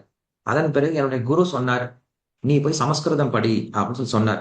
ஸோ அவர் என்ன பண்ணாரு, என்னை பிருந்தாவனத்துக்கு அனுப்பி வச்சார். கிருஷ்ணர் பிறந்த இடம் பிருந்தாவனுக்கு அனுப்பி வச்சார். அங்க கோவர்தன் அப்படின்னு ஒரு இடம் இருக்கு. கிருஷ்ணர் மலை தூக்குனார்களே அந்த கோவர்தன் இருக்கு. இந்த மலையோடைய அடிவாரத்துல எங்களுடைய ஸ்கூல், சமஸ்கிருத ஸ்கூல் இருந்தது. இஸ்கான்லயே ரொம்ப ஸ்காலரான ஒருத்தர், கோபி பிரணதான பிரபு அப்படின்னு சொல்லிட்டு பிரபுபாதருடைய சிஷ்யர், நேரடி சிஷ்யர், அமெரிக்கன் தான் அவர். அவர் கீழே நான் என்ன பண்ணேன், 3 வருஷம் சமஸ்கிருதம் அங்க படிச்சேன். சமஸ்கிருதம் படிச்சேன்னு சொல்றேன். நீங்க கேட்டீங்களே, அதற்கான ஆன்சர் இது. நான் உண்மையில அங்க படிக்கல. ஏன்னா அங்க எனக்கு கஷ்டமா இருந்துச்சு, படிக்கிறது கஷ்டமா இருந்தது. ஆனா எனக்கு பிடிச்ச விஷயம் ஒண்ணு என்னன்னா, கிளீன் பண்ணுவேன். எங்க அம்மா எனக்கு சொல்லி கொடுத்த விஷயம், தினமும் காலையில எந்திரிச்சா வீடை கிளீன் பண்ணணும், சுத்தமா கூட்டி துடைக்கணும், தண்ணி தெளிச்சு எல்லாத்தையும் கிளீன் பண்ணணும், மாப் பண்ணணும், அதுக்கப்புறம் தான் சாப்பிடணும் அப்படின்னு சொல்லி கொடுத்தாங்க. அப்ப நான் அங்க போய் பார்த்தேன், அந்த ஸ்கூல் ரொம்ப அழுக்கா இருந்துச்சு. யாரும் பெருசா கிளீன் பண்ண மாதிரி தெரியல. தினமும் நான் ஸ்கூல்ல கூட்டுவேன், பெருக்குவேன், நல்லா வாஷ் பண்ணுவேன், கிளீன் பண்ணுவேன், இப்படி பண்ணிக்கிட்டே இருந்தேன். அப்ப என்ன, அவர் கூப்பிட்டார், எங்களுடைய குரு கூப்பிட்டார், கோபி பிரணதன் கூப்பிட்டார். ரொம்ப மூத்த பக்தர் அவர். அவரை நமஸ்காரம் பண்ணார். உட்காருங்கன்னு சொல்லி சொன்னார். உட்காந்து அவர் சொன்னாரு, நீங்க பண்ணக்கூடிய சேவை எனக்கு ரொம்ப பிடிச்சிருக்கு. யாருமே இந்த ஸ்கூல்ல என்ன பண்ணல, ஒரு அக்கறை எடுத்து ஸ்கூல்ல கிளீன் பண்ண வேலை எல்லாம் அவங்க படிச்சுட்டு உட்காந்துட்டு இருக்காங்க. பட் நீங்க என்ன பண்ணீங்க, யாருமே சொல்லாமையே ஃபுல்லா கிளீன் பண்ணீங்களே, எனக்கு இந்த விஷயம் ரொம்ப பிடிச்சது. I am very happy with you, I am very satisfied with யூன்னு சொல்லி சொன்னார். அந்த ஒரு வார்த்தை போதும். அந்த ஒரு வார்த்தை என்ன பண்ணிடுச்சு அப்படின்னா, அவருடைய முழு ஆசீர்வாதத்தை எனக்கு கொடுக்க ஆரம்பிச்சது. அதன் பிறகுதான் எனக்கு சமஸ்கிருதமே புரிய ஆரம்பிச்சது, சாஸ்திரமே புரிய ஆரம்பிச்சது. சோ என்னுடைய ரகசியம் என்ன, இது பொதுவான ஒரு விஷயம் என்னன்னா, நாம் சாஸ்திரத்தை படிக்கணும் அப்படின்னா, நிறைய உயர்ந்த பக்தர்களுடைய ஆசீர்வாதம் கிடைச்சிருச்சு அப்படின்னா நம்ம ஈஸியா நமக்கு ஞானம் வந்துடும். அப்படி இல்லைன்னா நாம் படிச்சாலுமே கூட நமக்கு படிச்ச விஷயம் நமக்கு புரியாது. அதை புரிஞ்சாலும் மற்றவங்களுக்கு சொல்லி கொடுக்கக்கூடிய அளவுக்கு நமக்கு அந்த திறமை வராது. ஸோ என்னுடைய லைஃப்ல நான் பண்ணது, நிறைய உயர்ந்த பக்தர்களை சந்திச்சேன். அவர்களுக்கு பணிவான வகையில சேவை பண்ண முயற்சி பண்ணேன். இப்பயும் சேவை பண்ணிட்டு தான் இருக்கேன். ஸோ அப்படி பண்ணும்போது நமக்கு பகவான் என்ன பண்றாரு, இந்த சாஸ்திர ஞானத்தை நம்ம இதயத்திலிருந்து அவர் என்ன பண்றாரு, பிரவாகமா கொடுக்க ஆரம்பிக்கிறார். ஸோ அது நான் இன்னைக்கு மதுரையில இருந்து நிறைய இடத்துல பண்ணிட்டு இருக்கோம். நிறைய அதோட இல்லையா மத்தவங்களுக்கு நம்ம எப்ப இதை கொடுக்க ஆரம்பிக்கிறோமோ அப்ப தொற்றனை தூரும் மணற்கேணி மாந்தர்த்தம் கற்றனை தூரும் அறிவுன்னு சொல்லி சொல்றோம். நம்ம எந்த அளவுக்கு கொடுக்குறோமோ அந்த அளவுக்கு நமக்கு உள்ளார ஞானம் அப்படிங்கிறது அதிக ஆரம்பிக்கும். ஸோ நாங்க இங்க தினசரி நிறைய ப்ரோக்ராம்ஸ் பண்ணிட்டே இருப்போம். நிறைய கார்பரேட்ஸ்ல, காலேஜஸ்ல, ஸ்கூல்ஸ்ல, நிறைய கம்பெனிஸ், ஃபேக்டரிஸ்ல தினமும் ப்ரோக்ராம் பண்ணிட்டே இருப்போம். ஸோ நீங்க எங்களுடைய பேஜை பார்த்தீங்கன்னா அதோடைய அப்டேட்ஸ்லாம் தெரியும். உங்களுக்கு ரொம்ப நன்றி. ஏன்னா இந்த கிருஷ்ணா கொஸ்டின் கரெக்டான இடத்துல இது கொஸ்டின் கேட்டீங்க. தேங்க்யூ நானும் குருஜி. இப்போ இது பண்ணிட்டேன். அடுத்தது இது மற்றவங்களுக்கும் பயனுள்ளதா இருக்கிறதுக்கு இந்த சின்ன சின்ன குழந்தைகளா இருக்காங்க இல்லையா, எல்கேஜி யூகேஜி, அவங்களுக்கெல்லாம் இந்த ஒரு ஸ்மெல், ஒரு பேசிக் வேதம் கொஞ்சம் கொஞ்சமாவது அவங்களுக்கு தெரியணும்னா ஒவ்வொரு ஊர்லயும் ஏதாவது ஸ்கூல் இருக்கா, சான்ஸ்கிரிட் ஸ்கூல், அதுக்கு ஹெல்ப் பண்ண முடியுமா? ஏதாவது இருக்கா? அப்படியேதான் இருக்கா குருஜி? எல்லாரும் எஸ், அப்படி போக ஒவ்வொரு முடியாத. ஒவ்வொரு இஸ்கான் டெம்பிள் என்ன பண்றாங்க அப்படின்னா வாரத்துல ஒரு நாள் வந்து அவங்களுக்கு பகவத்கீதா ஸ்லோகம் கிளாஸோ இல்ல சின்ன சின்ன கதைகளோ, ஏன்னா பசங்களுக்கு சின்ன சின்ன குழந்தைகளுக்கு கதை தான் சொல்லி கொடுக்கணும். முதல்ல கதை மூலியமா அவங்களுக்கு அட்ராக்ஷன் கொடுத்து அதுக்கப்புறம் அவங்களுக்கு மந்திரம் சொல்லி கொடுத்து செய்யலாம். பசங்களுக்கு நல்ல நாலேஜும் வரும். அந்த மந்திரம் சொல்றதுனால அவங்களுடைய பிரெயினும் நல்லா பியூர் ஆகும். அவங்களுடைய எண்ணங்களும் பியூர் ஆகும். தாட் ப்ராசஸ் தான் நம்மளுக்கு எல்லாமே. ஸோ இன்னைக்கு வரக்கூடிய பசங்களுடைய தாட் ப்ராசஸே வந்து ரொம்ப குறுக்கடா இருக்கிறோம், மெச்சூர்ட் ஆயிடுச்சு, இன்னசென்டா இருக்கிறது கிடையாது. காரணம் என்னது, நம்ம அவங்களுக்கு இதை கொடுக்க மறந்துட்டோம். ஸோ ஒரு இஸ்கான் டெம்பிளே நடந்துட்டு இருக்கு. இங்க மதுரையில நாங்க பண்ணிட்டு இருக்கோம். அந்தந்த ஊர்ல அங்கங்க பண்ணுவாங்கன்னு நினைக்கிறேன். ஆன்லைன்ல நிறைய கிளாஸ் நடந்துட்டு இருக்கு. பசங்களுக்கு கல்டிவேட் பண்ணவா நிறைய கிளாஸ் நடந்துட்டு இருக்கு. பட் எதுவுமே நம்ம வந்து பெரிய முயற்சின்னு சொல்லி சொல்ல முடியாது. சின்ன சின்ன முயற்சி அங்கங்க நடந்துட்டு தான் இருக்கு. அற்புதம் கண்டிப்பா குருஜி, அற்புதம். இது மாதிரி நீங்களும் ஏதாவது கிளாஸ் அசோசியேஷன் பண்றீங்களா குருஜி? இருக்கு. நாங்க மதுரையில பண்ணிட்டு இருக்கோம். ஆன்லைன்ல நான் பெருசா பண்றது கிடையாது. ஆன்லைன் கிளாஸ் குறைச்சிட்டு பண்ண டைரக்ட் கிளாஸ் நிறைய பண்ணிட்டு இருக்கேன். இங்க மதுரையில பண்ணிட்டு இருக்கோம். அதே போல எங்களுக்கு பிரான்ச்சஸ் நிறைய இடத்துல இருக்கு. ஆபீசர்ஸ் வச்சு நாங்க நிறைய இடத்துல பண்ணிட்டு இருக்கோம். இப்ப திருச்சி, சேலம், கோயம்புத்தூர், சென்னை, திருநெல்வேலி இங்க எல்லாம் எங்களுக்கு பிரான்ச்சஸ் இருக்கு. நான் சொல்றது என்னுடைய கம்பெனி பத்தி சொல்றேன். எங்களுடைய கம்பெனியே வந்து இதை பிரச்சாரம் பண்றதுக்காக இருக்கு. எப்படி இஸ்கான் இருக்கோ அதே போல நாங்க என்ன பண்றோம்னா ஒரு கம்பெனியை ஃபார்ம் பண்ணி இதுல வந்து நாங்க நிறைய பீப்புளுக்கு ட்ரைனிங் கொடுத்து அவங்க என்ன பண்றோம், நாங்க நிறைய இடத்துக்கு அனுப்பி வச்சு என்ன பண்றோம், இந்த பிரச்சாரம் எல்லாம் பண்றோம். ஃபேக்டரிஸ்ல, இண்டஸ்ட்ரியில, பெரிய பெரிய கார்பரேட்ஸ்ல, காலேஜஸ்ல பண்ணிட்டு தான் இருக்கோம். அது கண்டிப்பா செய்யலாம். அற்புதம் குருஜி, அற்புதம். ஏன்னா அடுத்த ஜெனரேஷன் கத்துக்கணும் உங்களை பார்த்துங்கிறதுக்காக தான் நான் இந்த கேள்வி எல்லாத்துக்கும் முன்னாடி கேட்கறேன் குருஜி. எல்லாரும் உங்க memory is extraordinary brilliant. Hats off. ஒண்ணு பகவத்கீதையில என்ன கொடுத்துருக்குதுன்னா, யாராவது அறிவுரை சொல்லணும், ஆனா அதை அவங்க ஃபாலோ பண்றாங்களோ பார்க்க வேண்டிய கடமை நமக்கு இல்லைன்னு சொல்றாங்க. நான் குருஜி ஒரு வார்த்தை வந்து என்ன சொன்னீங்கன்னா, சொல்லணும், சொல்றபடி அவங்க செய்யறாங்களான்னு பார்க்கணும்னு ஒரு வார்த்தை சொல்றீங்க இல்லையா, அது பார்க்க வேண்டாம்னு பகவத்கீதையில ஒரு வார்த்தை கொடுத்த மாதிரி ஞாபகம். அது கரெக்டா குருஜி? இல்ல, கிருஷ்ணர் எப்பயுமே ஞானத்தை கொடுப்பார். கொடுத்துட்டு அதுக்கப்புறம் என்ன பண்ண போறன்ற கொஸ்டினையும் கேட்கிறார். கிருஷ்ணர் கடைசியில பகவத்கீதை நீங்க பாத்தீங்கன்னா மொத்த ஞானத்தை கொடுத்துட்டாரு. கொடுத்துட்டு அடுத்து அவர் கேட்ட கேள்வி என்னது, அர்ஜுனா நீ என்ன பண்ண போற, இப்ப என்ன பண்ண போற அப்படின்னு கேள்வி கேட்டார். இப்ப அர்ஜுனன் ஒரு வேளை நான் மறுபடியும் சண்டை போட மாட்டேன்னு சொல்லி சொன்னான்னா மறுபடியும் பகவத்கீதை ஆரம்பிச்சிருவாரு. அதுவே அர்ஜுனன் சொன்ன ஒரே ஒரு விஷயம், கிருஷ்ணா எனக்கு நஷ்ட மோக ஸ்மிருதி லப்த்வா கரிஷ்யே வச்சனம் தவ, கிருஷ்ணா எனக்கு எல்லா டவுட்ஸும் போயிடுச்சு, கிருஷ்ணா நீ என்ன சொல்றியோ அதை செய்ய தயாரா இருக்கேன். ஒரே ஒரு வார்த்தை சொன்னானா சண்டை போடுறான்னு சொன்னாரு, வேலையை முடிச்சிட்டார். இப்ப நாம் சொல்லக்கூடிய விஷயம், கிருஷ்ணன் எதுக்காக பகவத்கீதை பேசினார், அவனை சண்டை போட வைக்கிறதுக்காக. அதுக்கு வந்துட்டானா இல்லையா? சோ அந்த பின்னாடி பகவத்கீதை நிறுத்திட்டார், சண்டை போட வச்சுட்டார்.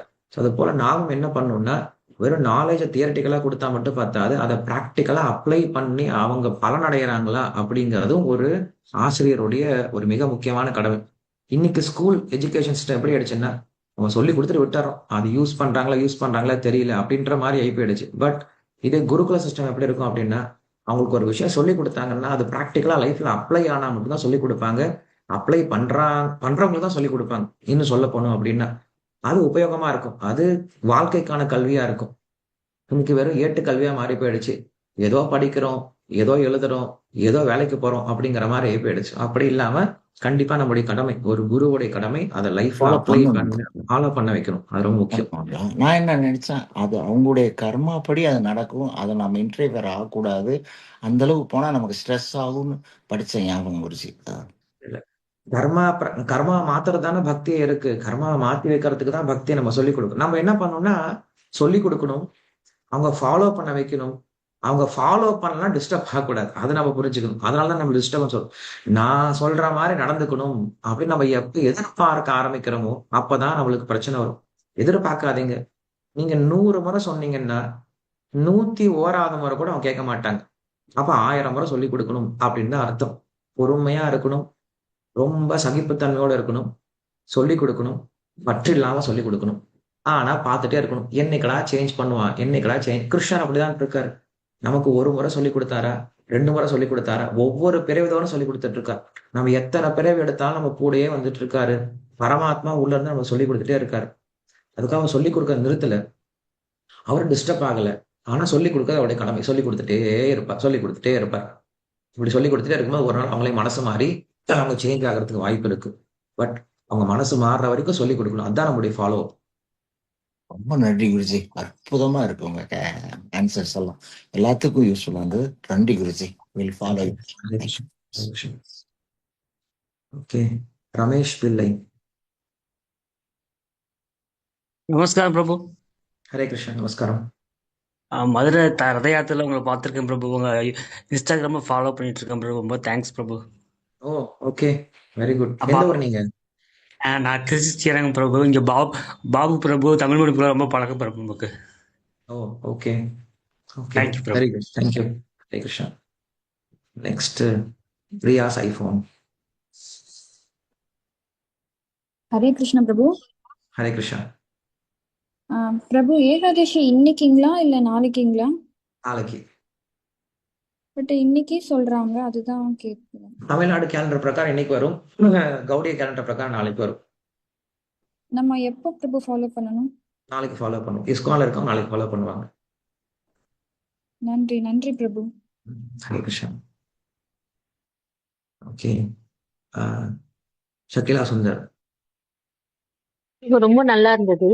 இந்த யாத்திரைகளை பத்தி சொன்னீங்க தெரியுமா, இறைவனோட சேர்ந்து இருக்கணும். அவருடைய இந்த முறை வந்து பாலபத்திர பிரபு வந்து இது துவாரகைக்கு போனாரு. ரொம்ப அருமையா நாங்க ரசிச்சோம் அதை.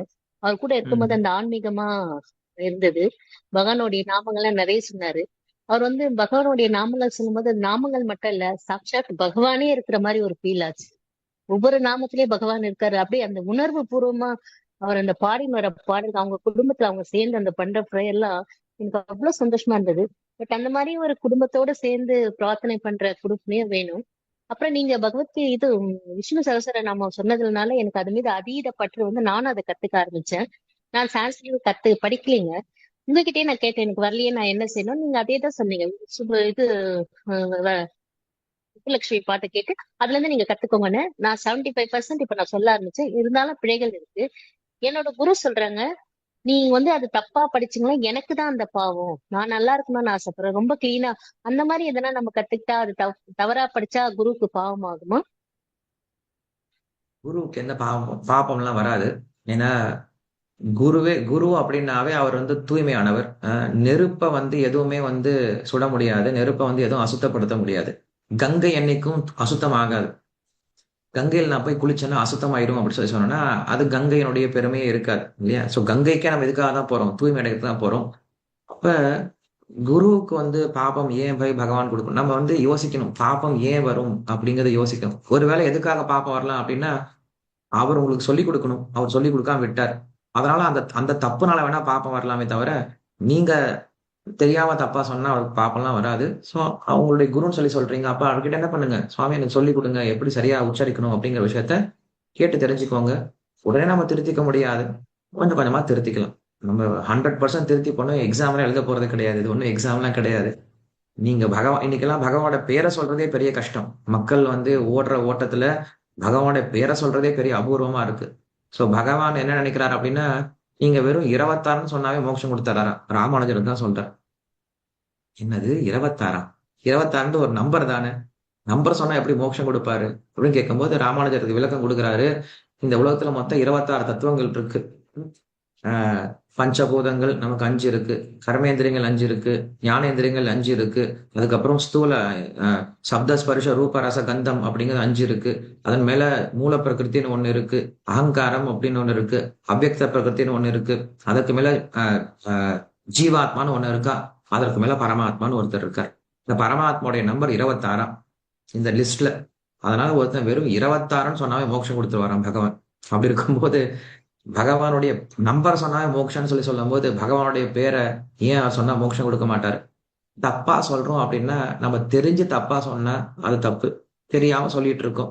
கொஞ்சம் கொஞ்சம் என்ன பண்ணலாம், நம்ம மாத்திக்கிட்டோம்னா மாத்திக்கலாம். நம்ம தப்பு செய்யணும்னு தெரிஞ்சுக்கிட்டு அதை மாத்திக்கிட்டோம்னா அதுல ஒன்றும் பிழை கிடையாது. கொஞ்சம் கொஞ்சமா சேஞ்ச் பண்ணுங்க. ஆனா நாமத்தை விட்டுறாதீங்க, தப்பா சொல்றமே சொல்லிட்டு நாமத்தை விட்டுறாதீங்க, அதை தொடர்ந்து பண்ணிக்கிட்டே இருங்க. Thank you Prabhu, thank you so much. Okay, Vijayalakshmi Venkataramanan. அடுத்தது சங்கீதா. நமஸ்காரம் பிரபுஜி. ஹரே கிருஷ்ணா. நமஸ்காரம். இந்த இப்போ ஒரு இவங்க கேட்டாங்க பக்தை, தப்பா சொல்லிட்டானா என்ன பண்றதுன்னு இல்லையா? அதுக்கு ஒரு க்ஷமா ஸ்லோகமே இருக்கு. எதக்ஷர பத பிரஷ்டம் மாத்ராஹீனம் எத்பவேத் தக் க்ஷம்யதாம் தேவ நாராயண நமோஸ்துதே விசர்க பிந்து மாத்ராணி பத பாதாட்சராணி ச நியூனானி சாதிரிக்தானி க்ஷமஸ்வ புருஷோத்தமா அப்படின்னு ஒரு க்ஷமா ஸ்லோகம் இருக்கு. சோ நம்ம ஒருவேளை நம்மளுக்கு மனசுல அந்த மாதிரி ஏதாவது, ஏன்னா நம்ம தமிழ்காரா, அதனால சன்ஸ்கிருத் தெரியணும்ன்ற இது இல்ல. சோ அதை நம்ம இந்த க்ஷமா ஸ்லோகத்தோட முடிக்கலாம். ஒண்ணு. இன்னொன்னு, நம்ம எம்.எஸ். சுப்லட்சுமி அம்மாவோடத கேட்கறச்சு மெதுவா ஃபர்ஸ்ட் நம்ம ரொம்ப ஸ்லோவா அந்த ஸ்லோகத்தை அவசரப்படாம, ஐயோ இவ்வளவு பெருசு இருக்கேன்னு அவசரமா கூட சொல்லாம மெதுவா கொஞ்சம் கொஞ்சமா அத கேட்டு அந்த இதெல்லாம் மாத்திரைகள்லாம் நம்ம எழுதிண்டு 1 2 3 4 எழுதிட்டு அதுல ஃபாலோ பண்ண பண்ண பண்ண பண்ண ஓரளவுக்கு நம்மளுக்கு நம்ம தப்பு குறைய ஆரம்பிச்சிடும். இது என்னோட ஒரு ஹம்பிள் சஜஷன். அப்புறம் இன்னொரு மாதாஜி கேட்டாங்க, இந்த மாதிரி தமிழ்ல சொல்லலாமா அப்படின்னு.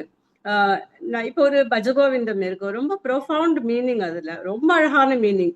சோ அதை நான் ஒரு தடவை தமிழ்ல கம்ப்ளீட்டா அதை படிச்சுட்டு அதுக்கப்புறமா திரும்பி சன்ஸ்கிரிட்ல அதை பாடும்போது அவ்வளோ அனுபவிச்சு இவ்வளோ ஆழமான அர்த்தங்கள் இருக்கா அப்படின்றது அப்பதான் புரியுது. புரியச்சேதான் அந்த வாழ்க்கையில கடைபிடிக்கிறதுக்கும் நம்மளுக்கு ஒரு சான்ஸும் கிடைக்கிறது. சோ இது ரெண்டு நான் என்னோட லைஃப்ல அப்படிதான் பண்ணிட்டு இருக்கேன். புதுசா ஏதாவது கத்துக்கணும்னா முதல்ல நம்ம பாஷையில அதை கத்துட்டு அதுக்கப்புறமா அதை அந்த ஒரிஜினல்ல போச்சு. நிறைய வித்தியாசங்கள் அந்த பாவத்திலயும் சரி அதை கடைபிடிக்கிறதுலயும் எனக்கு கிடைக்கிறது. இது சரியா ரைட்டான்னு தெரியாது, பட் இது என்னோட ஒரு மெத்தட். பிரபுஜி நீங்க விளக்கம் சொல்லலாம். இப்ப நீங்க க்ஷமா ஸ்லோகம் சொல்றீங்க, க்ஷமா ஸ்லோகமே தப்பா சொன்ன எந்த ஸ்லோகம் சொல்றது அப்படிங்கறதுதான் கொஸ்டின். ஏன்னா இன்னைக்கு உச்சரிப்பு அப்படிங்கிறது கண்டிப்பா எல்லார்கிட்டையும் பிழை வரும். ஸோ நம்ம உச்சரிப்பு பத்தி அதிகம் யோசிக்காம, க்ஷமை எல்லா இடத்துலயும் வரும். நம்ம மந்திரஹீனம், கிரியாஹீனம், பக்திஹீனம், ஜனார்தன அப்படின்னு சொல்லும் பொழுது எல்லாத்துலயும் நீ குறைதான் வருது. அதனால என்ன சொல்லிட்டாங்கன்னா, நமக்கு சிம்பிளா ஹரே கிருஷ்ண மந்திரம் சொல்லுங்க, எல்லாம் அதுக்குள்ள அடக்கம் சொல்லிட்டாங்க. நம்ம ஹரே கிருஷ்ண மந்திரம் கண்டிப்பா சொல்லிடுறோம். மற்றதை கொஞ்சம் கொஞ்சமா கத்துக்கலாம், டைம் எடுக்கும். அதுக்காக விட்டுற வேணாம்னு சொல்றேன். விட்டுறாம, அந்த நம்பிக்கையை விட்டுறாம, ரொம்ப கஷ்டப்படுத்திட்டோம்னா ஐயோ இவ்வளவு பெருசா இருக்கே, கஷ்டமா இருக்கேன்னு சொல்லி விட்டுருவாங்க. ரொம்ப சுலபமா கொடுத்துட்டா இவ்வளவு சுலபமா இருக்க, இதையும் ஃபாலோ பண்ண நினைச்சிருவாங்க. அதனால கொஞ்சம் தட்டி கொடுத்து என்ன பண்ணும், அவங்கள மெதுவா தான் நம்ம சரிப்படுத்தி கொண்டு போகணும். ரொம்ப நன்றி. அடுத்த நான் பார்க்கிறேன். ஹரே கிருஷ்ணா. சங்கீதா மணி மேடம். ஹரே கிருஷ்ணா குருஜி. ஹரே கிருஷ்ணா. ஏகாதசிக்கும் சர்வ ஏகாதசிக்கும் என்ன வித்தியாசம் குருஜி? ஒரு வித்தியாசம் கிடையாது. நம்மளை பொறுத்த வரைக்கும் ஒரு வித்தியாசம் கிடையாது. இங்க என்ன பண்ணிருக்காங்க அப்படின்னா, ஒரு வருஷத்துல 24 ஏகாதசி வருது. ஸோ 24 ஏகாதசி வரும் பொழுது மக்கள் 24 ஏகாதசியும் ஃபாலோ பண்றது ரொம்ப கஷ்டமா ஃபீல் பண்ணுவாங்க. அதனால ஒரு ஏகாதசியை மட்டும் முக்கியமா வச்சு அட்லீஸ்ட் வருஷத்துல ஒரு ஏகாதசியாவது ஃபாலோ பண்ணுங்க சொல்லிட்டு என்ன பண்றாங்க, அந்த வைகுண்ட ஏகாதசியை பெருசா சொல்றாங்க. உண்மையில ஏகாதசி அப்படின்னாவே ஒரு சிறந்த நாள் தான். எதற்காக? பக்தி செய்யறதுக்காக சிறந்த நாள். அந்த ஏகாதசி அன்னைக்கு நம்ம என்ன பண்றோம், நம்ம உடல் தேவைகளை குறைச்சிட்டு பக்தி விஷயங்கள் நம்ம என்ன பண்றோம், அதிகம் பண்ண ஆரம்பிக்கிறோம். அதான் நம்ம ஏகாதசின்னு சொல்றோம். அதனால ஏகாதசிக்குள்ள எந்த வித்தியாசமும் கிடையாது. ஏகாதசி அப்படின்னாவே உயர்ந்தது நன்னார். நன்றி குருஜி. பத்மா. ஹரே கிருஷ்ணா பிரபு. ஹரே கிருஷ்ணா. பிரபு எனக்கு ஒரு சந்தேகம். இப்ப ப்ராமிஸ் பண்ணிருக்கோம் 16 ரவுண்ட்ஸ் பண்றோம் அப்படின்னு சொல்லிட்டு டெய்லி 16 ரவுண்ட்ஸ் பண்ணிட்டு இருக்கோம். அப்ப என்ன ஆகுதுன்னா காலையில இந்த கிளாஸ் எல்லாம் முடியும் போது சப்போஸ் ஒரு 8 ரவுண்ட்ஸ் அப்படி பண்ணிருந்தோம்னு வச்சுக்கோங்க, அதுக்கப்புறம் என்ன பண்றோம், ஏதாவது ஒரு சேவைக்காக ஒரு பண்றதுக்காக போயிட்டு அதுல அப்படியே மூழ்கிட்டு சப்போஸ் அந்த பேலன்ஸ் பண்ணாம இருக்கிறத நெக்ஸ்ட் டே பண்ணிக்கலாம் அப்படின்ட்டு நம்ம தான் இவ்வளவு நேரம் சேவை பண்ணிட்டு வந்தோமே நமக்கே ஒரு மைண்ட்ல ஒரு சாட்டிஸ்பாக்சன் வந்துருது இல்ல. அப்போ அந்த பேலன்ஸ் பண்ண முடியாம நெக்ஸ்ட் டே பண்ணலான்னும் போது நெக்ஸ்ட் டே ஒரு 16 ரவுண்ட்ஸ் தான் பண்ண முடியுதுன்னும் போது அது எப்படி பிரபு எடுத்துக்க முடியாது? First thing is first thing இல்லையா? எப்பயுமே முதல் விஷயத்த முதல்ல முடிச்சிடணும். ஸோ நம்ம குருவுக்கு ப்ராமிஸ் பண்ணி கொடுத்துருக்கோம், நான் தினம் 16 மாலை ஜபம் பண்றேன் அப்படின்னா, காலையில நமக்கு பிரபுபாதர் கொடுத்த சிஸ்டம் மங்களாரத்தி, அதன் பிறகு ஜபம், அதன் பிறகு தர்ஷனார்த்தி, குரு பூஜை நான் சொன்னேன் இல்லையா? ஸோ அந்த சிஸ்டத்தை நம்ம முடிஞ்ச வரைக்கும் ஃபாலோ பண்ணணும். முடிஞ்ச வரைக்கும் காலையிலேயே 16 ரவுண்ட் ஃபினிஷ் பண்ணிட்டோம் அப்படின்னா மைண்டு ரிலாக்ஸ் ஆகிடும், மைண்டு ஃப்ரீ ஆகிடும். அதுக்கப்புறம் நம்ம ட்ராக் பண்ணிட்டே இருக்க தேவையில்லை. ஸோ காலையிலேயே முடிக்க முடியல அப்படின்னா நம்மளுக்கு ஹோல் டே ட்ராக் ஆகிட்டே இருக்கும், அப்புறம் ஜபம் முடிக்க ரொம்ப கஷ்டமாயிடும். ஸோ என்ன இருந்தாலும் ஜபம் அப்படிங்கிறது நமக்கு பேசிக்கான விஷயமா இருக்கு. அது இல்லைன்னா நம்ம சேவை பண்ணி பிரயோஜனம் இல்லாம போயிடும். நம்ம சேவையில நமக்கு கான்சன்ட்ரேஷன் இருக்காது, அதுல பியூரிட்டி இருக்காது, சரியா அண்டர்ஸ்டாண்டிங் இருக்காது. அதனால ஜபத்தை முடிச்சிடலாம் முதல்ல காலையிலேயே முடிச்சது பெட்டர். மற்றதெல்லாம் பக்கத்துல வச்சிடலாம். மற்ற கிளாஸ் கேட்கறதெல்லாம் பக்கத்துல இருந்தாலும் ஃபர்ஸ்ட் ஜபத்தை ஃபினிஷ் பண்ணிட்டு அதன் பிறகு நம்ம மற்ற விஷயங்களுக்கு போக ஆரம்பிக்கலாம். இல்லைன்னா நம்ம வீக் சேவை பண்ணிட்டோட மனசுக்கு ஐயோ நான் இதை பண்ணிட்டேன் அப்படின்ற மாதிரி அந்த இது வந்துருது, சாட்டிஸ்பாக்சன் திமிர் மாதிரி. சாட்டிஸ்பாக்சன் வரல. பசங்க உடனே என்ன பண்ணா விளையாண்டே இருப்பாங்க. நான் விளையாண்டு நல்லா இருக்கேன், என்ன பண்ண விளையாடுறதுக்கு நம்ம சாப்பாடு சாப்பிட்டாதான் பசங்களுக்கு நீங்க கூப்பிட்டீங்கன்னா வரவே மாட்டாங்க. நான் சாப்பிட்றேன், அப்பெல்லாம் சாப்பிட்றேன், சாப்பாடு போர், விளையாடுறதுதான் பெஸ்ட் அப்படின்னு விட்டுட்டே இருப்பாங்க. பட் ரொம்ப நேரம் விளையாட முடியாதுல்ல, வீக் ஆயிடுவாங்க இல்லையா சாப்பிடலன்னா. அது போல நம்மளுக்கு ஆத்மாவுக்கு உணவு ஹரிநாமம் தான். விட்டுட்டோம் அப்படின்னா வீக் ஆயிடுவோம் பக்தியில. ஹரே கிருஷ்ணா. சரிங்க பிரபு. அதுக்கப்புறமா விஷ்ணு சரஸ்வர நாமம் ஃபுல்லா இப்ப எல்லாரும் சொன்னதுனால சொல்றேன், அது படிச்சு கேட்டு ஒரு நாளைக்கு 10 வாட்டியாவது இப்ப கொஞ்சம் தேறி வந்திருக்கேங்க பிரபு. அதுல மிக்க நன்றிங்க பிரபு. ஓகே, எனக்கு அடுத்த ஒரு கிளாஸ் இருக்கு 8 o'clock கோயில்ல கிளாஸ் இருக்கு. இன்னும் 2-3 பேர் ஹேண்ட் ரைஸ் பண்ணாங்க, நான் இன்னைக்கு பேச முடியல. மண்டே உங்களுக்கு நான் கண்டிப்பா பதில் சொல்றேன். இல்லை எனக்கு மெசேஜ் பண்ணுங்க, நான் நம்பர் அனுப்பிச்சிருந்தேன், எனக்கு மெசேஜ் பண்ணீங்க அப்படின்னா நானும் பதில் சொல்ல முயற்சி பண்றேன். ரொம்ப நன்றி எல்லாருக்கும். மறுபடியும் உங்க எல்லாரையும் மண்டே ஹோப்ஃபுல்லி கிளாஸ்ல பார்க்கலாம். ஸ்ரீ விஷ்ணு சஹஸ்ரநாம வியாக்கியானம் கி ஜாய், ஸ்ரீல பிரபுபாத கி ஜாய். ஹரே கிருஷ்ணா.